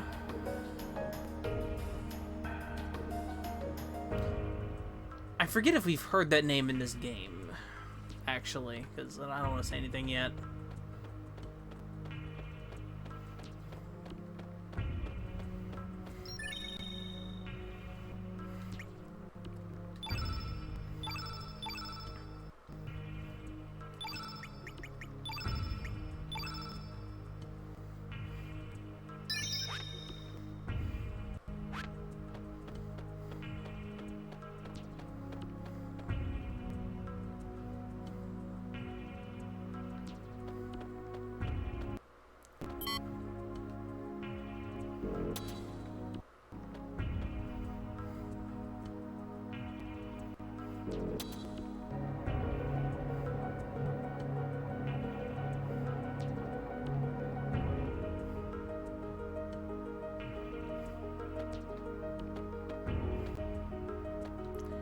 Actually, real quick, I want to re-equip something. I'm gonna pull something out, actually.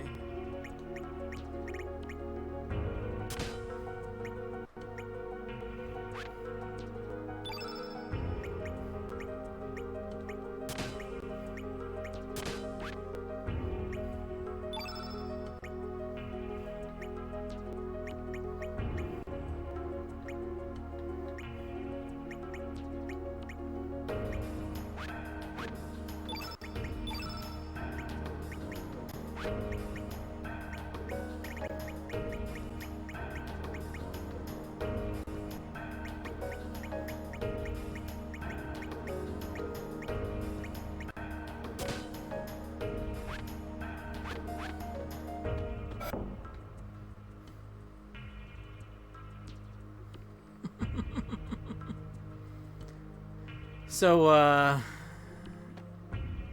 those look familiar, don't they?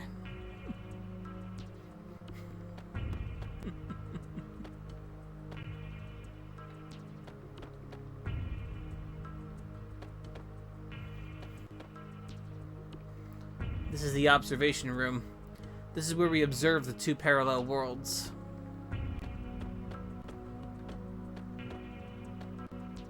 The main computer of Chronopolis is called Fate.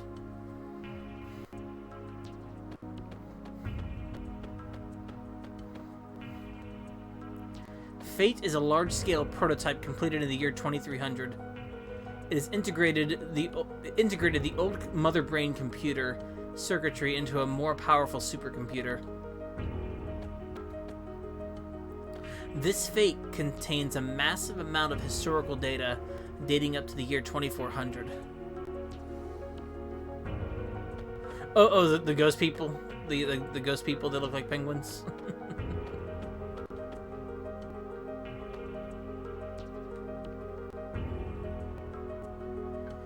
Two worlds that are so close and yet so far apart in nature exist in different dimensions. Under the surveillance of the main computer of Chronopolis, Fate.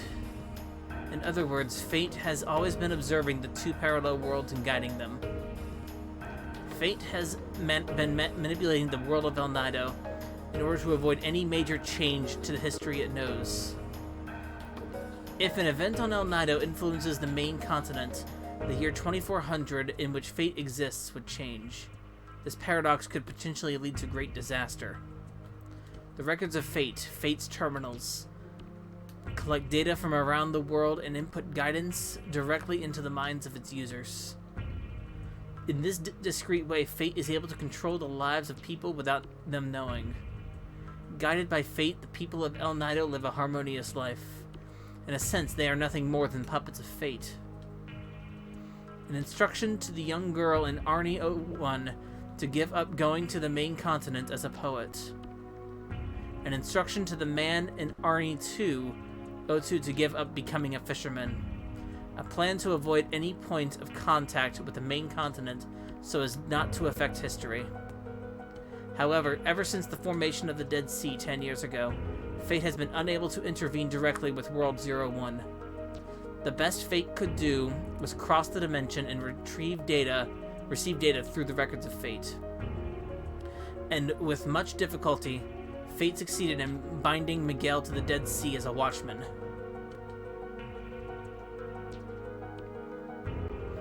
Well, there you go.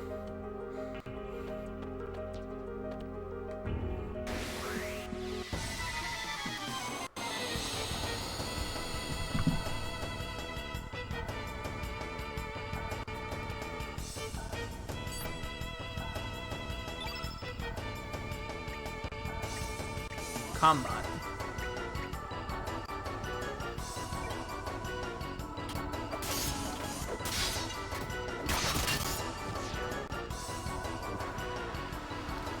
Gunner, get you.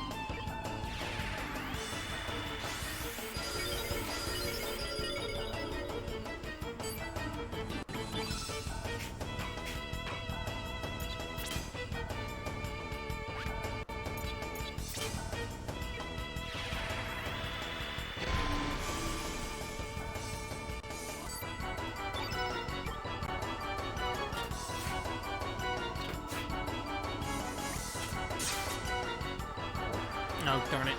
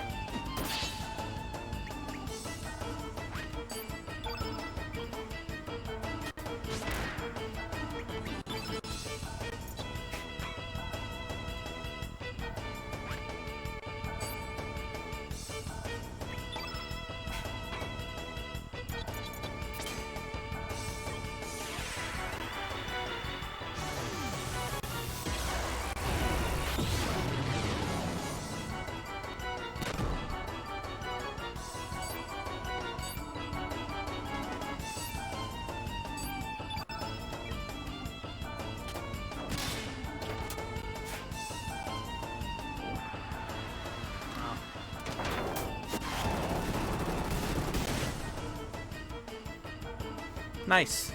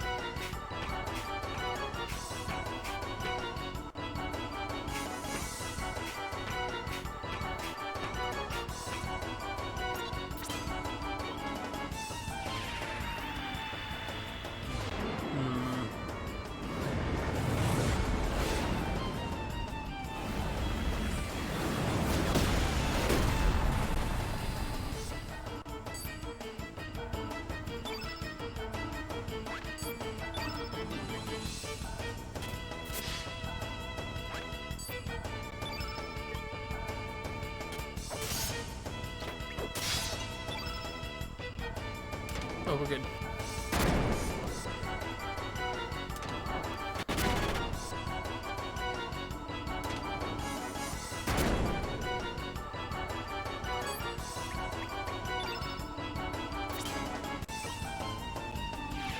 Here we go.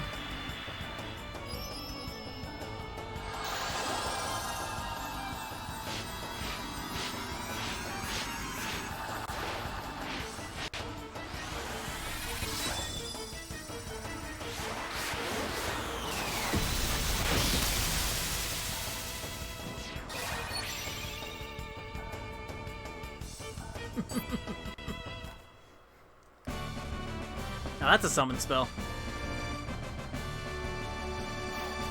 It did exactly what you think it did. Healed us completely. That's a good one.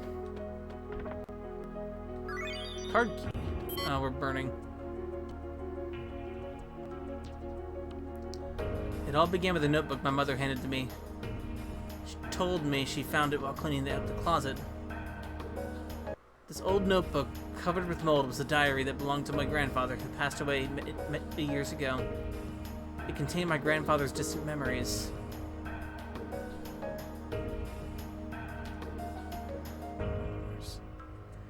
I wonder if you still remember how we first met, and our many adventures.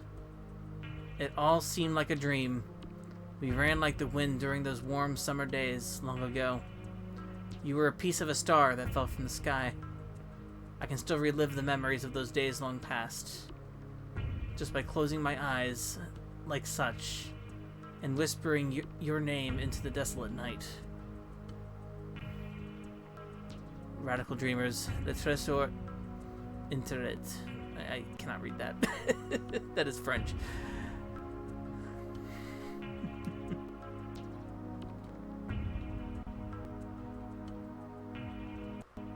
Radical Dreamers.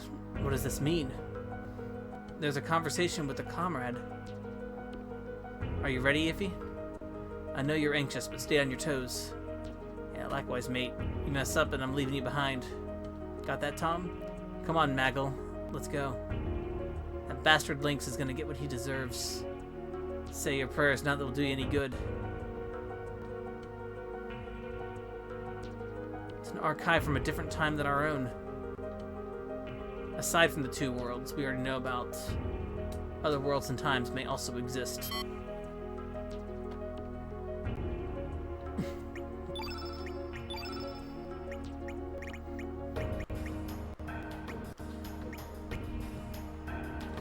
Yes, Radical... So... I've been wanting to save Radical Dreamers for a bit, and just what that game actually is. It is a parallel world to this game. Radical Dreamers is a visual novel for the Super Famicom, and I'm thinking about streaming it. Oh, I played it again. I like this scene, though.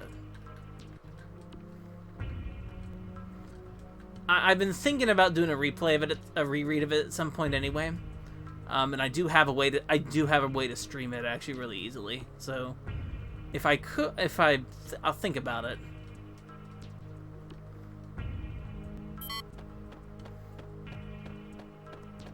Because I like that specific game a lot.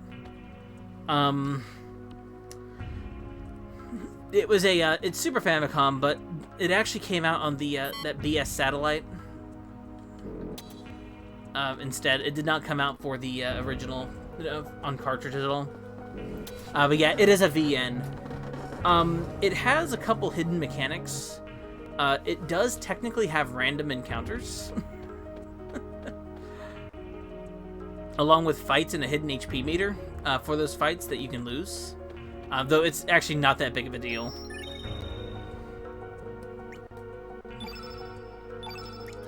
It also has a relation point system as well. It's something I think I'll probably play at some point at least, but I'll definitely show it off, if not play through the whole thing, because the initial story of it's not actually that long. I think it's like a 2-3 hour game, I think, actually. I have to remember how to play it, because there is some... It's a little esoteric, probably more than it should be, but it is a... I still think it is pretty good. It's got a great soundtrack. I won't... Mostly because a lot of the soundtrack of this game was reused from Radical Dreamers.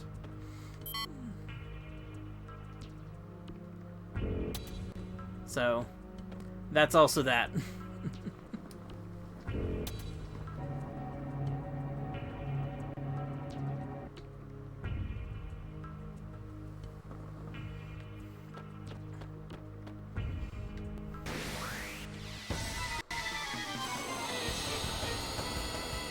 It's a lot, though. It's a very good, interesting game, though.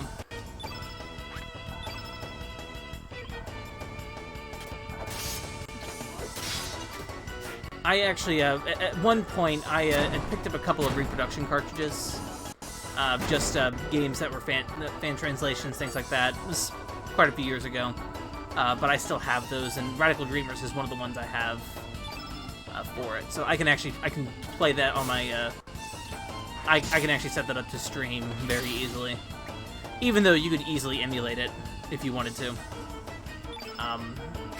It is supplementary. It's not like required reading for Chrono Cross at all, but it's good supplementary material for, and it's also, I think it's a pretty good VN. It's got an interesting look to it as well.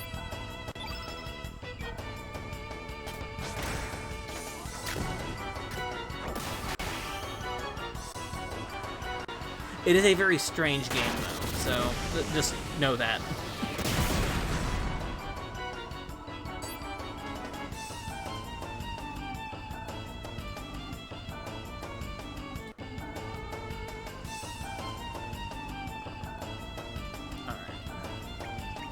Okay, good. If you're into it, you'll definitely be into it. Like, if it's something you're into usually, I think it's good. I think it's good.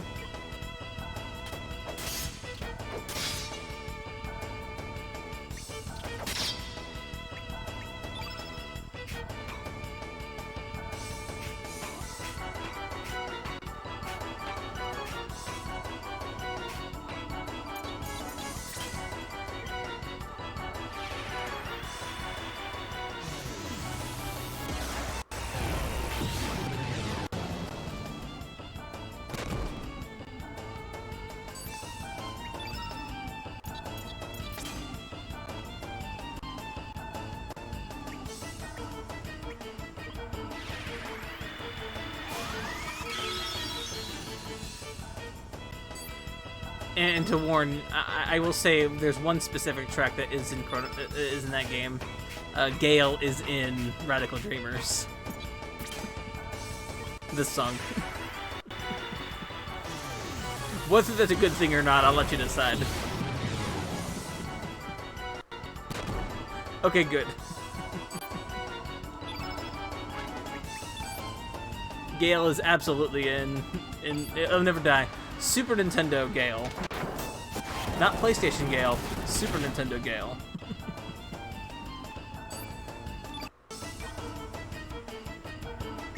I messed up, that's alright.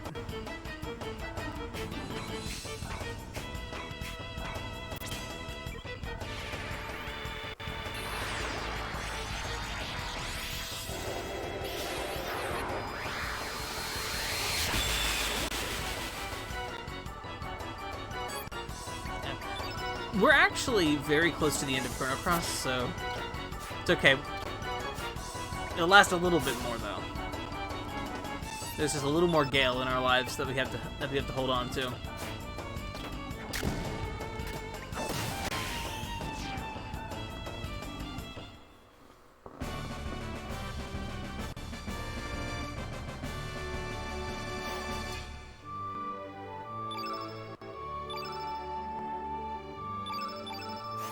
Alright, I need to set a couple things up.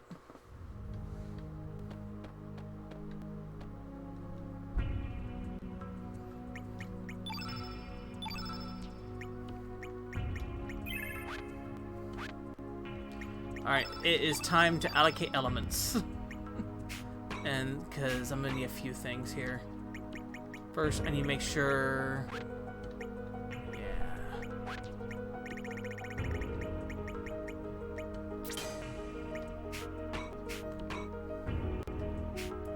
Keep a couple other side elements here too, and we'll keep Saints, of course.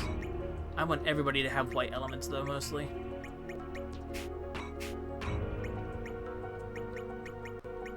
I don't care about anti-yellow. Photon beams are more important.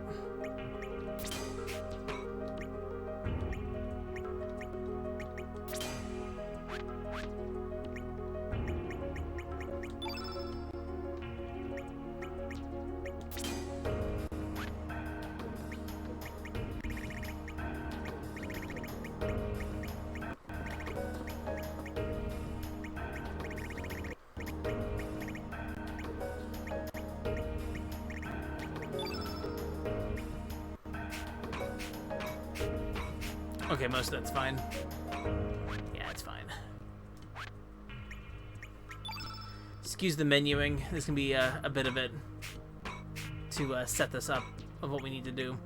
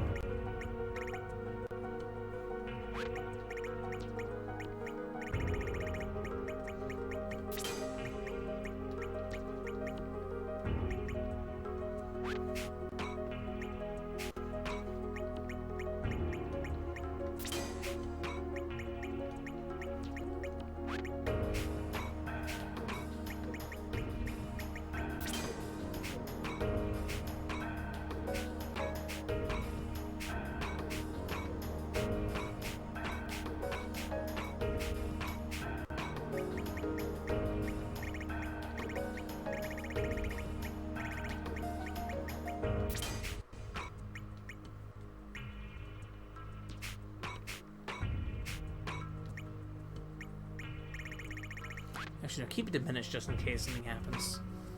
Okay. Now, equipment.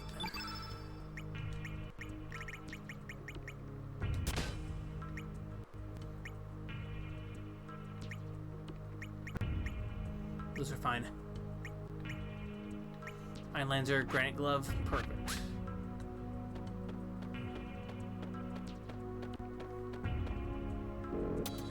I think enemies don't come back when I do this. Hopefully not.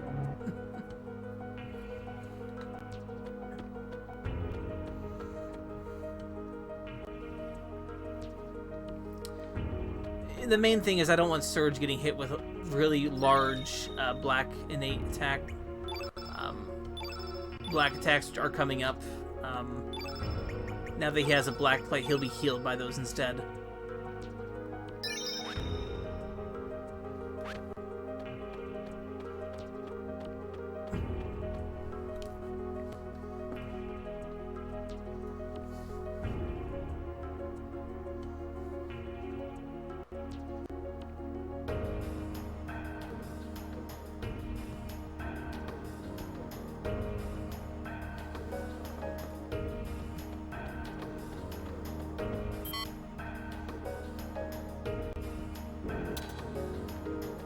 This is admittedly the other boss I'm very worried about. Yeah. He'll at least survive. Oh no, enemies do come back. Darn. Well, guess we'll fight this again. Alright. Can't save. I have to fight this one at least. Okay.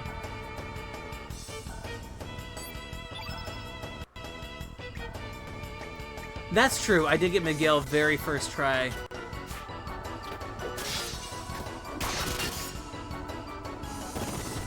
And I'm still shocked that I did that.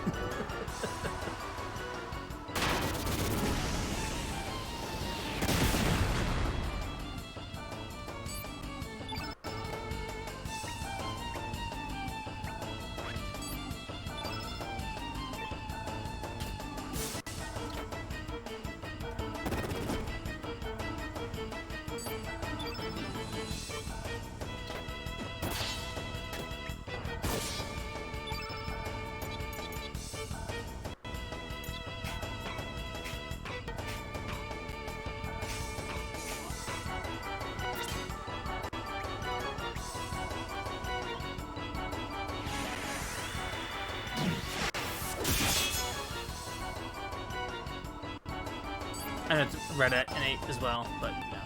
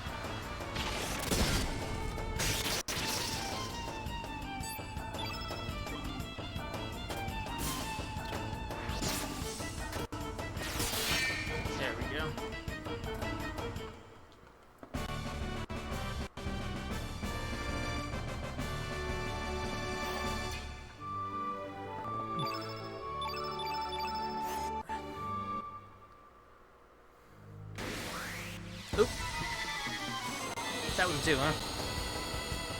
You know what? I'm just gonna do it. Just gonna practice.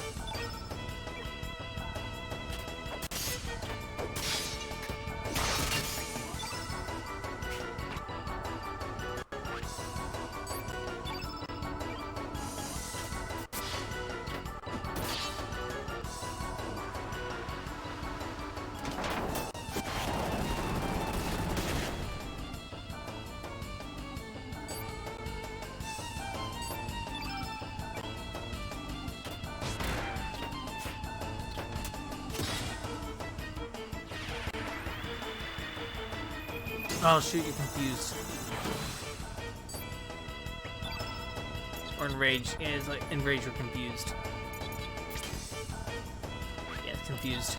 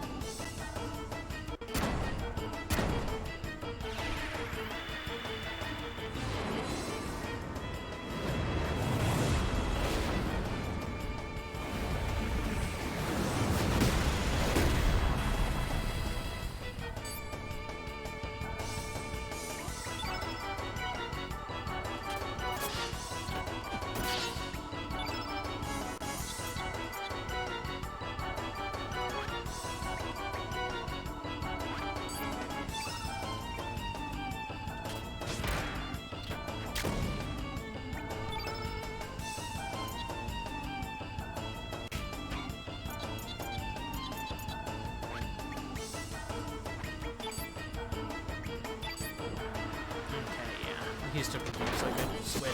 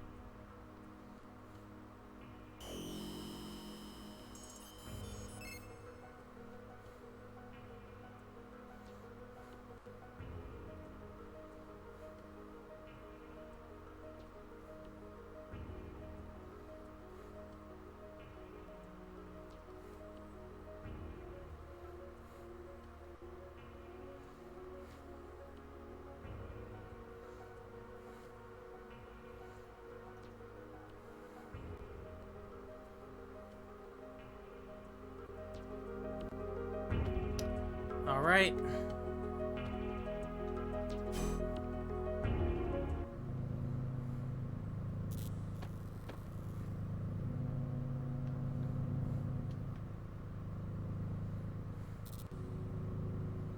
Exactly.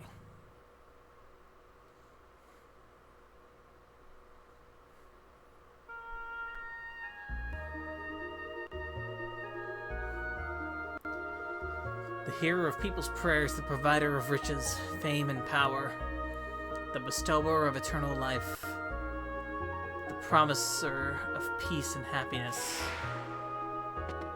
This is the essence of what descended from the heavens in the prehistoric age.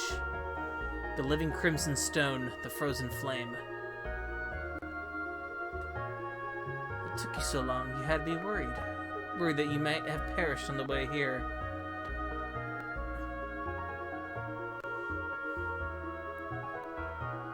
Oh, oh, good.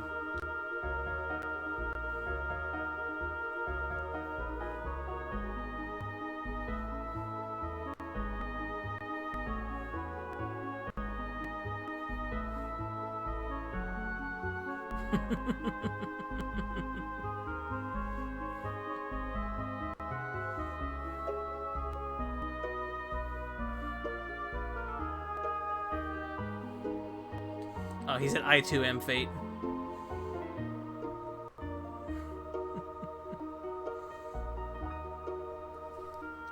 "14 years ago, on the night of a terrible storm, the cogs began to turn. That night, Wazuki and Miguel set out to sea carrying a sick young child in their boat.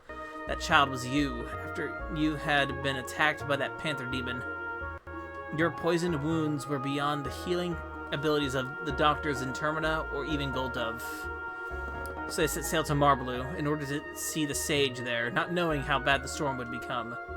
Being skilled sailors, the two men were able to survive the storm, but they were blown off course and came ashore on this island, where they decided to seek shelter. At the time, this research center was offline due to the severity of the storm. It only took 10 minutes for the system to power back up, but by then the flame had found you. Contact with the flame healed your young body, but that was not all. Once the security card system was rebooted, it would only grant access to you, the Arbiter. You can't imagine the trouble this caused the Fate computer system, in achieving its objectives. Inside of Fate, there was a standalone circuit that had been kept hidden since the old Mother Brain generation. That circuit was designed to start a malfunction, or more precisely, a rebellion. Who would have thought that such a small bug, a traitor, could exist inside of Fate? That hidden circuit was based on the internal Ash-Tier model. Circuit board with extra logic added by another scientist. Fate itself did not realize that this circuit was present within the core of its system, or more correctly, the circuit was programmed so that the moment Fate did detect it, it would erase all record of its detection. Dr. Luca Ash-Tier. Unbelievably intelligent and incredibly enthusiastic. You might go so far as to call her a mad scientist. Of course, I don't believe it was Luca alone that devised this plan. I'm sure the first curator of this research center, a man named Balthazar, had a hand in it too. Fate, bring out the traitor Prometheus. Affirmative. So you're the real Tom. I've waited a long time for you. I'm glad you made it in time. Please bring an end to the enmity between Fate and the dragons.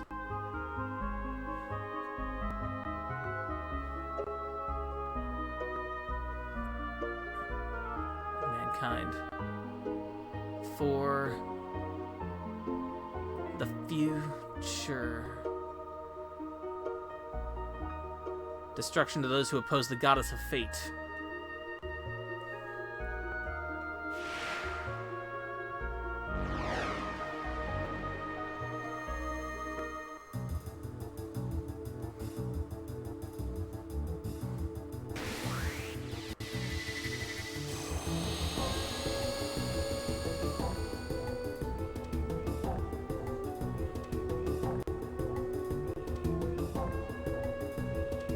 Hey, new battle theme. Please, for Mojo. Alright, first... There you go.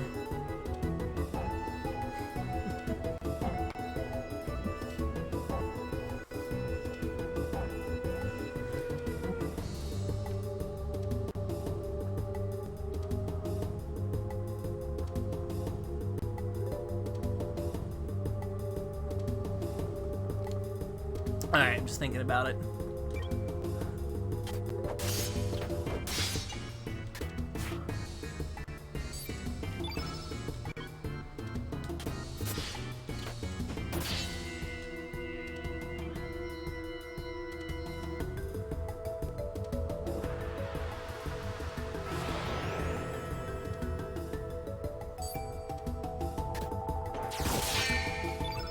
Yeah, that did exactly what you think it did.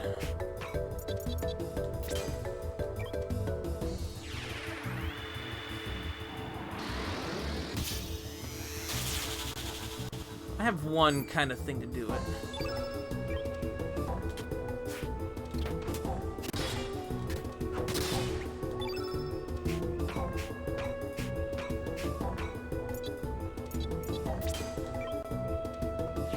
Yeah, this is a great track though. Like this is a good battle track.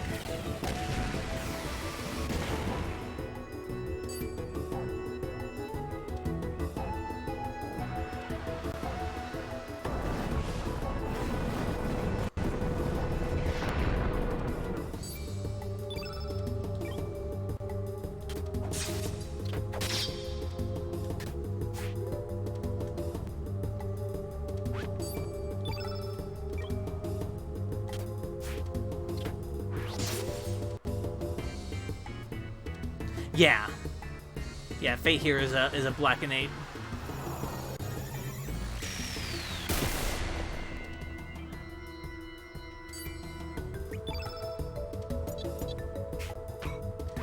We want to be careful about using certain elements at this point to attack because it doesn't quite help us.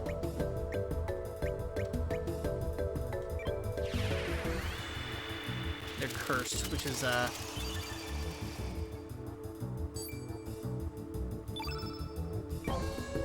yeah, I brought Gravik here specifically for this boss to be a black and 8 character, kind of tank hits. And Surge here is weak to black by himself, but can we hit the black plate, which can absorb those elements at least, so it does help a lot. And our main goal too is kind of like Miguel fight. We don't want that field effect to become all black. That'll do bad things. Damage wise.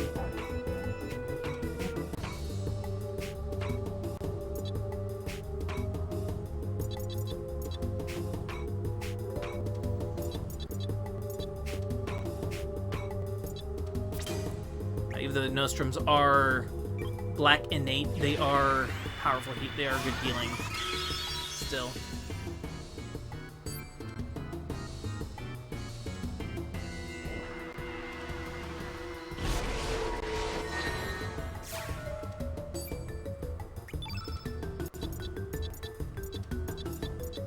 I might try to distract with another of those later on, actually.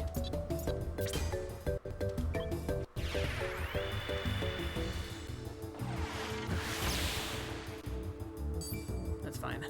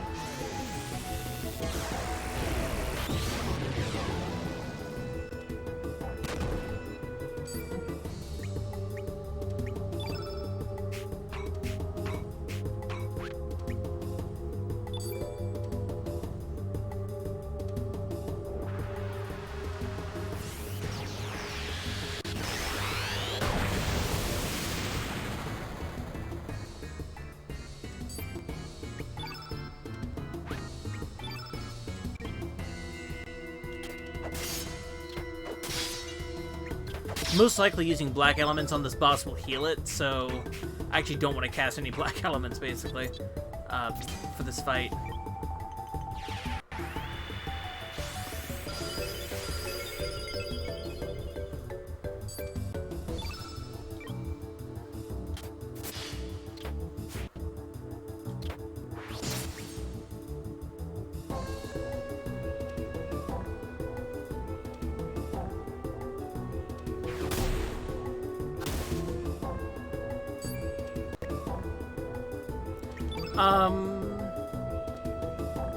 Actually, actually, every enemy does have a gender. Fate is actually male in this case. Huh. Okay. Although, it's the goddess of fate, so I don't know. I don't know.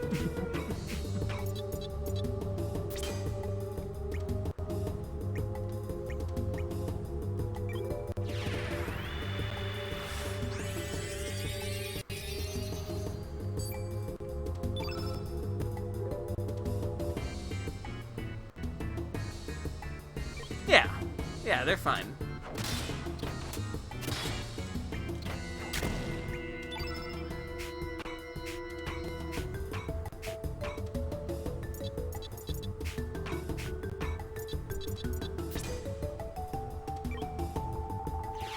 probably should have used a white element there to help with this.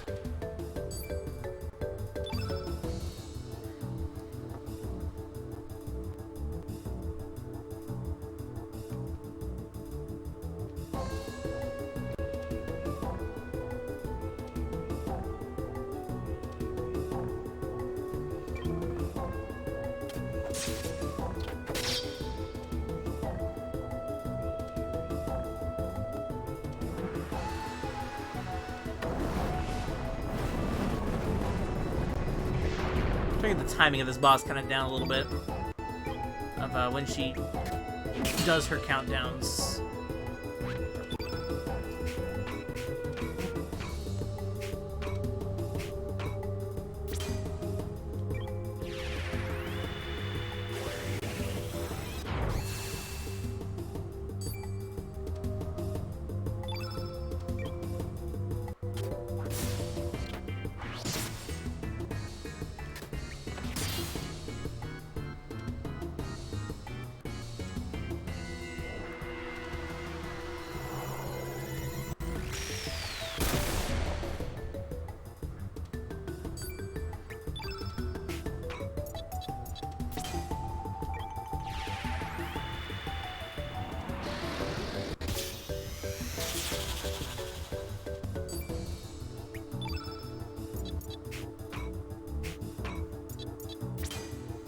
Tease this boss a little bit. I know I said don't make it all black, but I'm going to. For fun.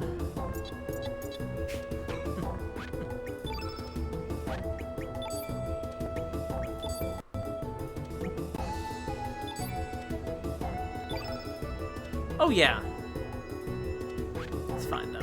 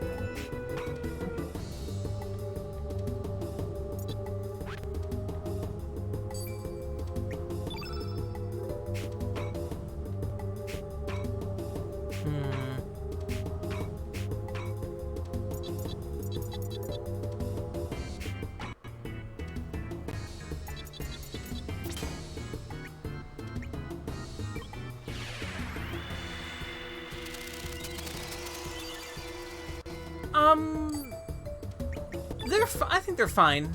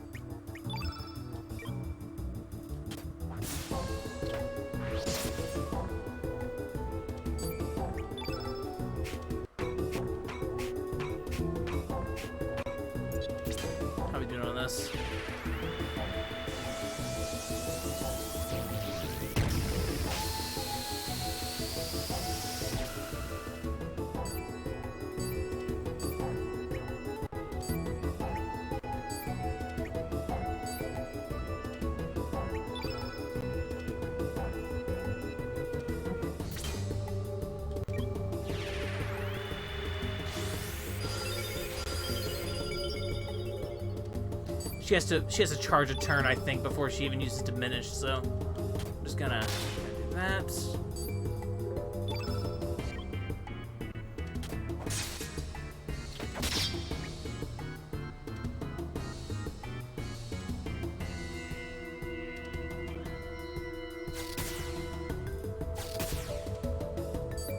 She's not even using diminish anymore.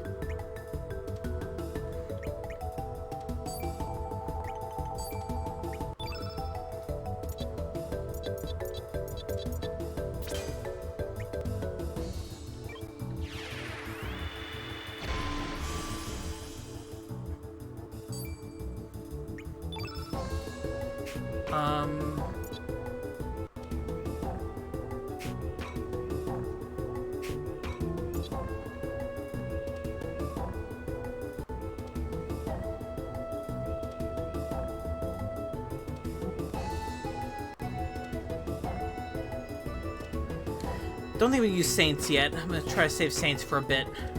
But I'm gonna try a Flying Arrow, I think. I'm gonna see what happens.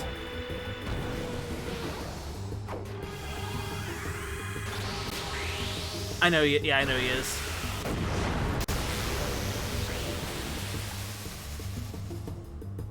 But that didn't do much. I think Diminish is still on. I don't know why.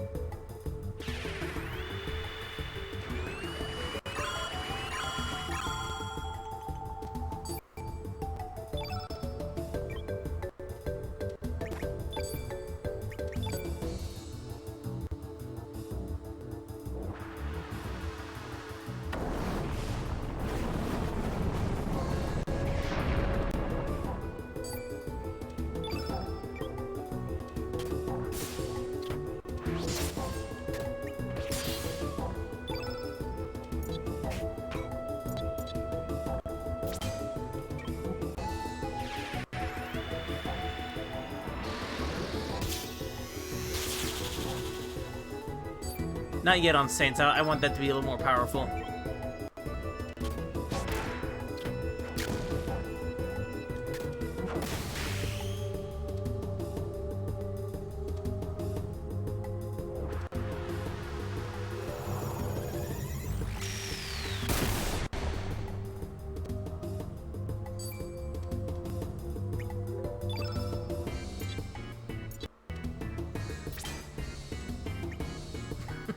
Oh no. Oh no, don't tell me that. Oh no.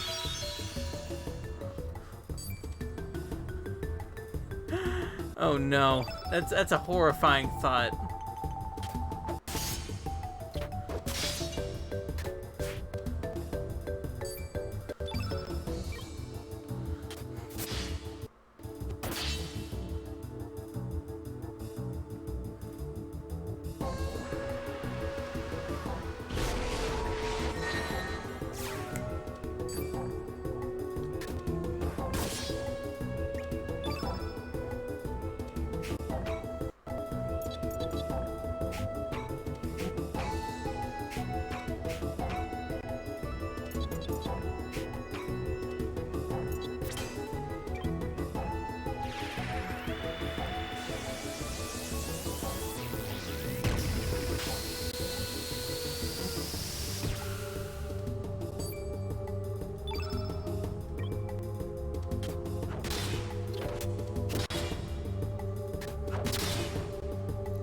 Gonna use Gravitone next.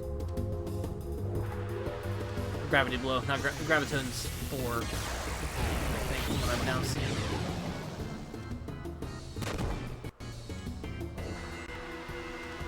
We were just attacking Glenn the entire time.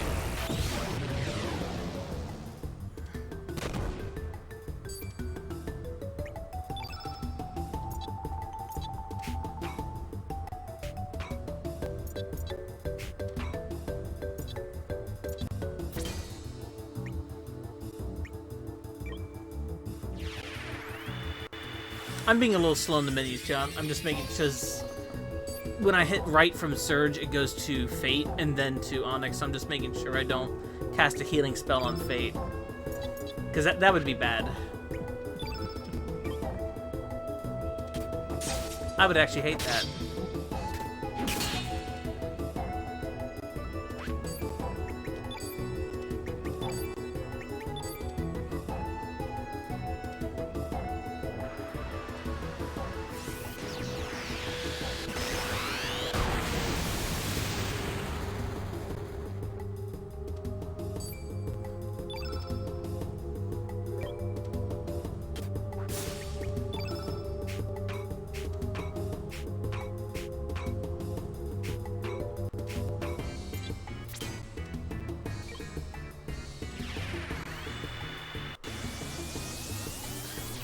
I think it's like I think this boss is like 5,000 HP. Yeah. It has a lot of HP.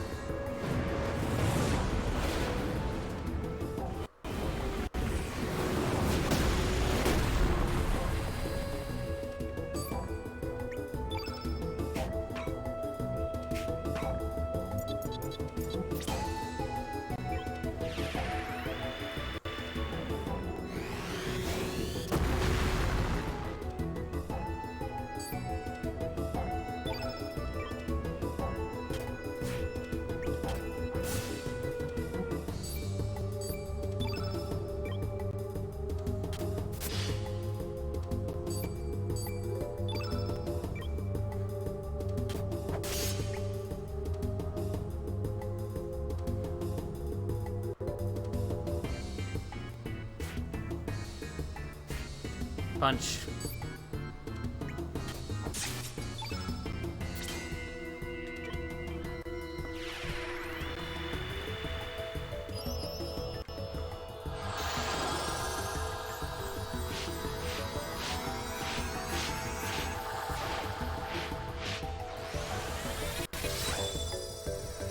This will give everybody a full heal too, so.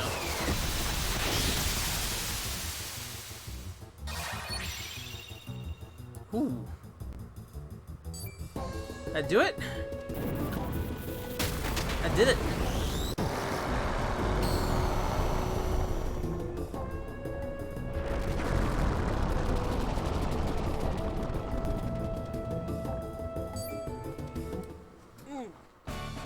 All right.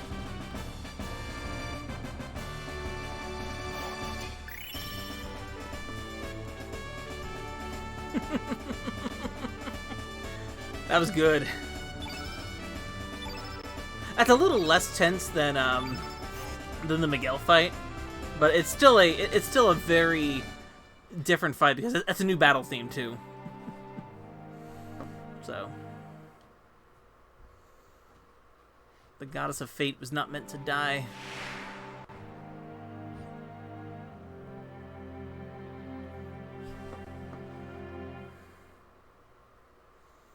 Hey, look, Iffy's here. That's it.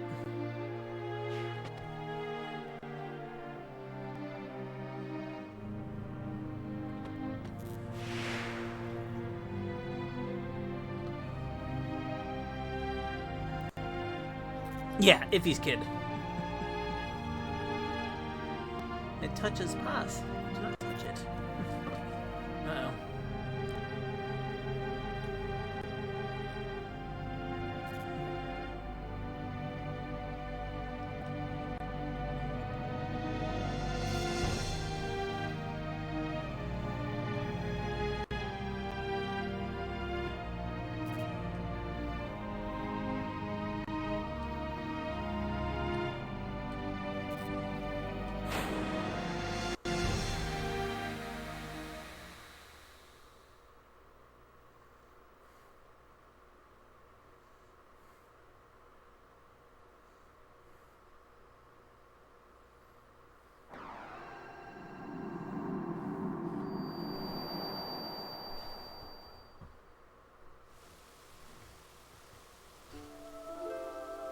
Fate has fallen.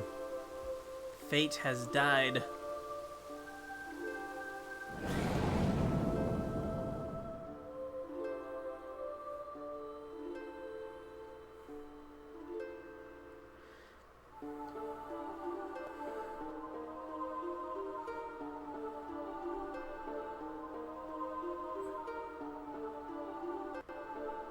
You do get to see all the dragons.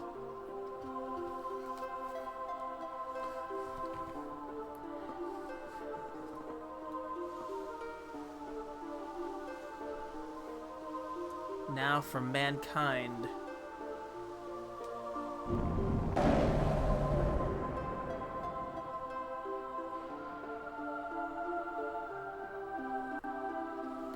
I shall make you bleed.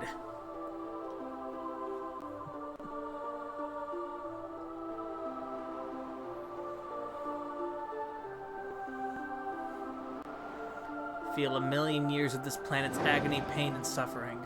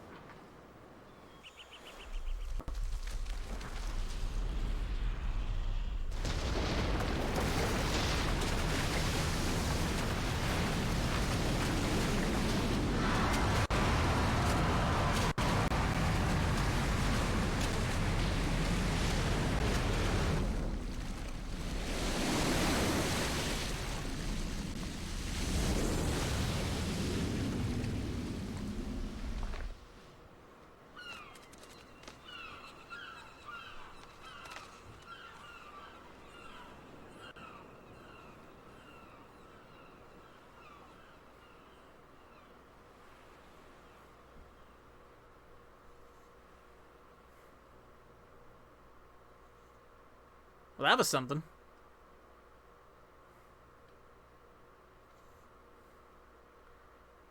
In the year 2400, during a counter-time experiment, the flame goes out of control.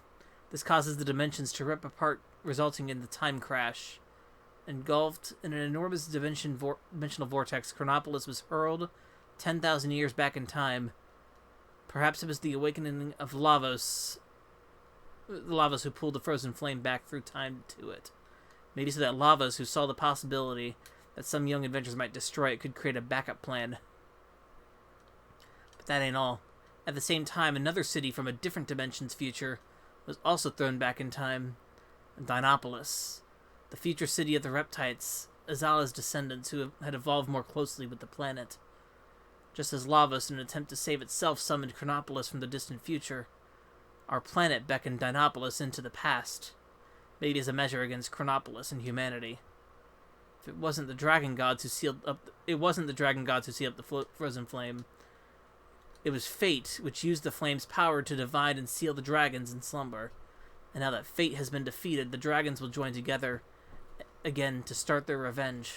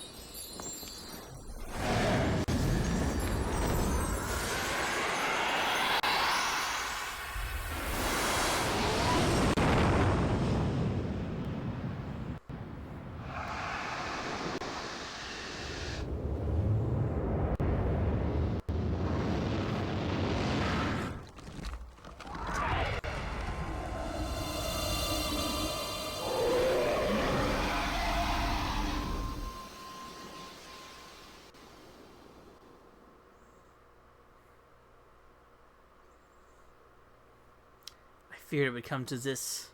I didn't want to have to fight with you if it could have been avoided. Adieu, Tom. Adieu.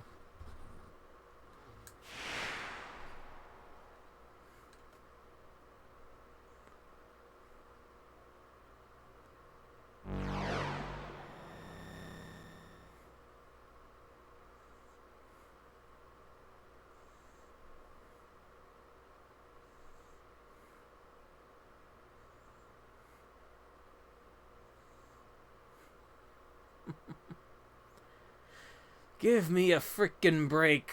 You mean to tell me we were being used all this time? Yep. Damn.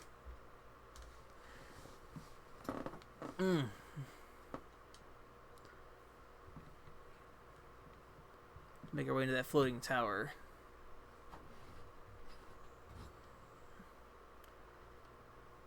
So we have to find a way up there. It's not like the great SS Invincible can make it up there either.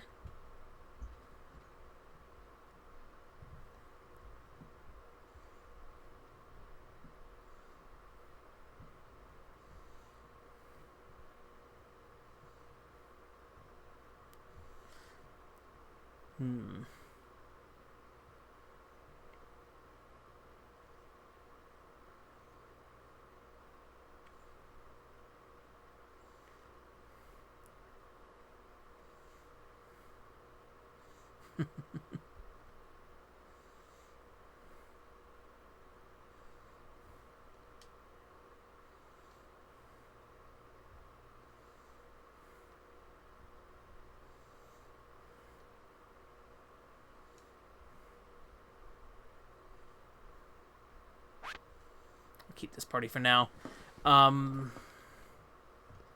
So yeah.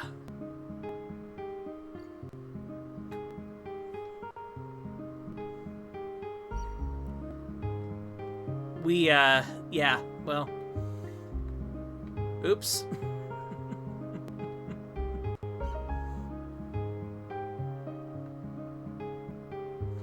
Well, that looks like a final dungeon to me.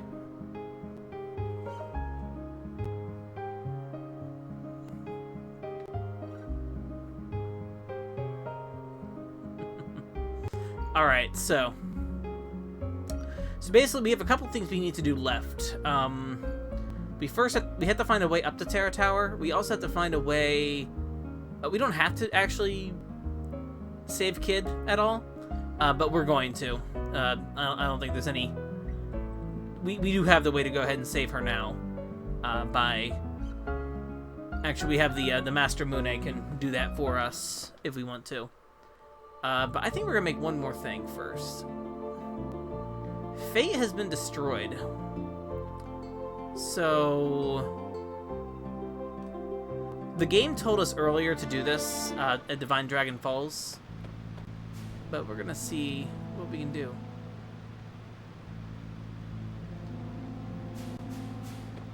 About something.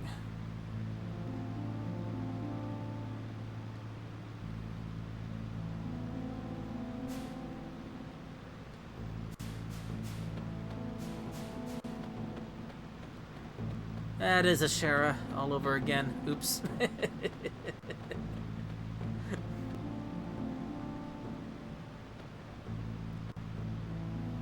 we do it here, or does it have to be in Homeworld? I forget.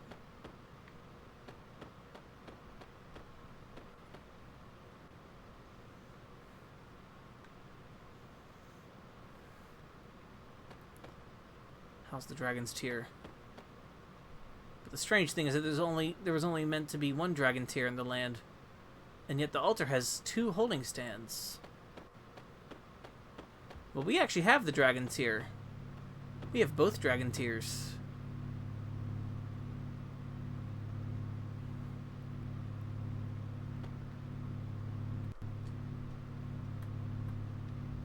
Can we use it now?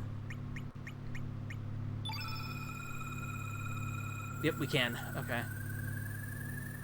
She already told us things about it.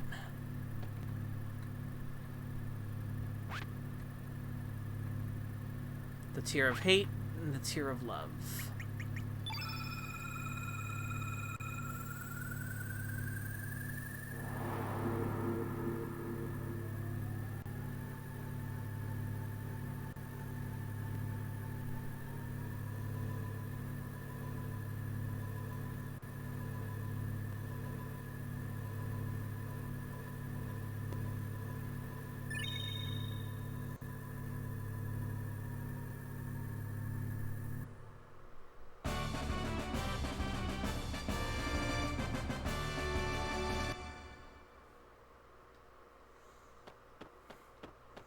What was that?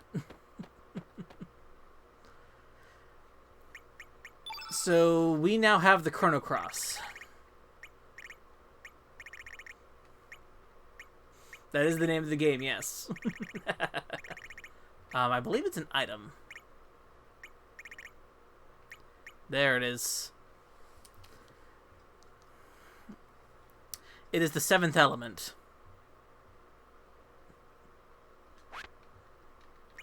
It is an item, but it's also an element.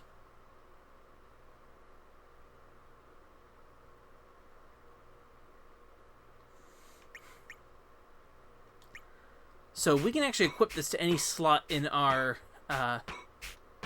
thing. Yeah, we don't actually have the order yet for it. However, we can equip it and it'll look pretty.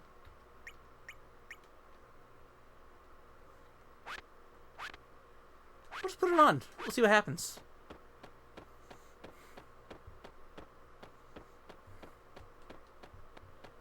In no way I already know that order of elements either to use it, but there is really no reason to use it, but it'll look pretty.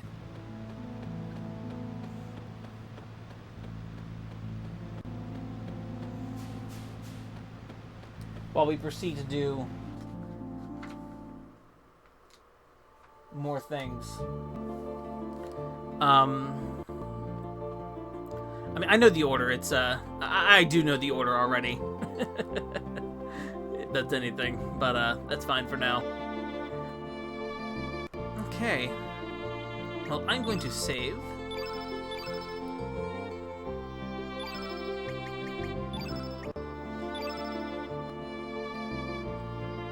And actually, we're at 40. I believe that means Glenn just learned his level 7.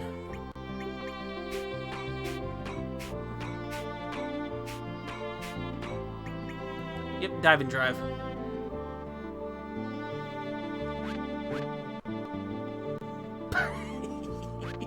I don't have an Elantra manual, so if you have an extra... I'm kidding. I'm saving again, just in case. Actually, I didn't even see the, What's our save?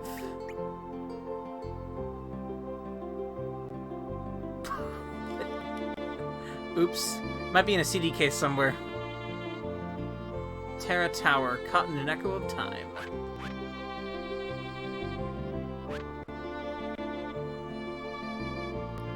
Don't be too sad yet. We still have like 8 bosses left, at least, that I'm thinking of. So we're not actually done yet with Chrono Cross, but we're getting there.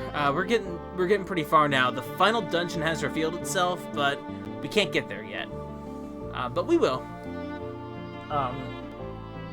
So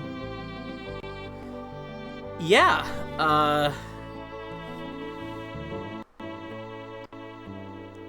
we'll see at least one of them, because I'll probably do the underwater boss that's coming up. Because we got to pull out we have to pull out Starkey. Starkey's actually the answer.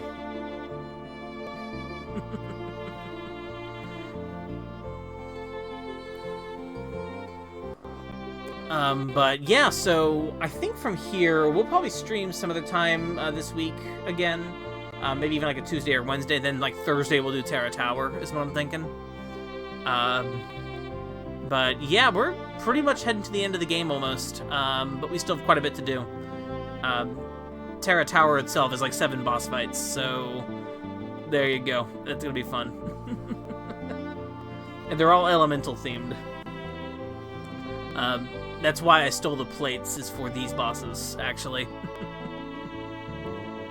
But next time we'll go ahead and be doing more Chrono Cross, for sure, because we're pretty much going to be ending this game.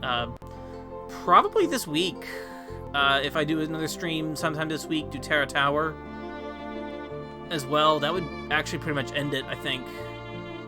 Because we're pretty much there now.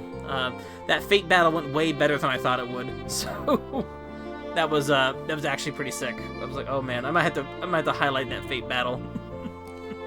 just on its own. Just like I did with the Miguel fight. It's like, good news, I am very good at JRPG. Although Chrono Cross isn't that hard of a JRPG either, but, you know, this bosses you worry about, like that one. But yeah, next time we'll stream sometime this week. Probably do a shorter one, like Tuesday or Wednesday, depends on what I feel like. And then it'll probably be Wednesday. And then probably do my usual Thursday night where we go ahead and just do the Terra Tower. I think is what I'll do. There's a couple of side quests too that we can do now. So I think we'll do those first before doing Terra Tower. But other than that, thank y'all for coming out. I hope y'all have a good rest of the evening or rest of the day, whatever you have going on. And I will see y'all some other time this week.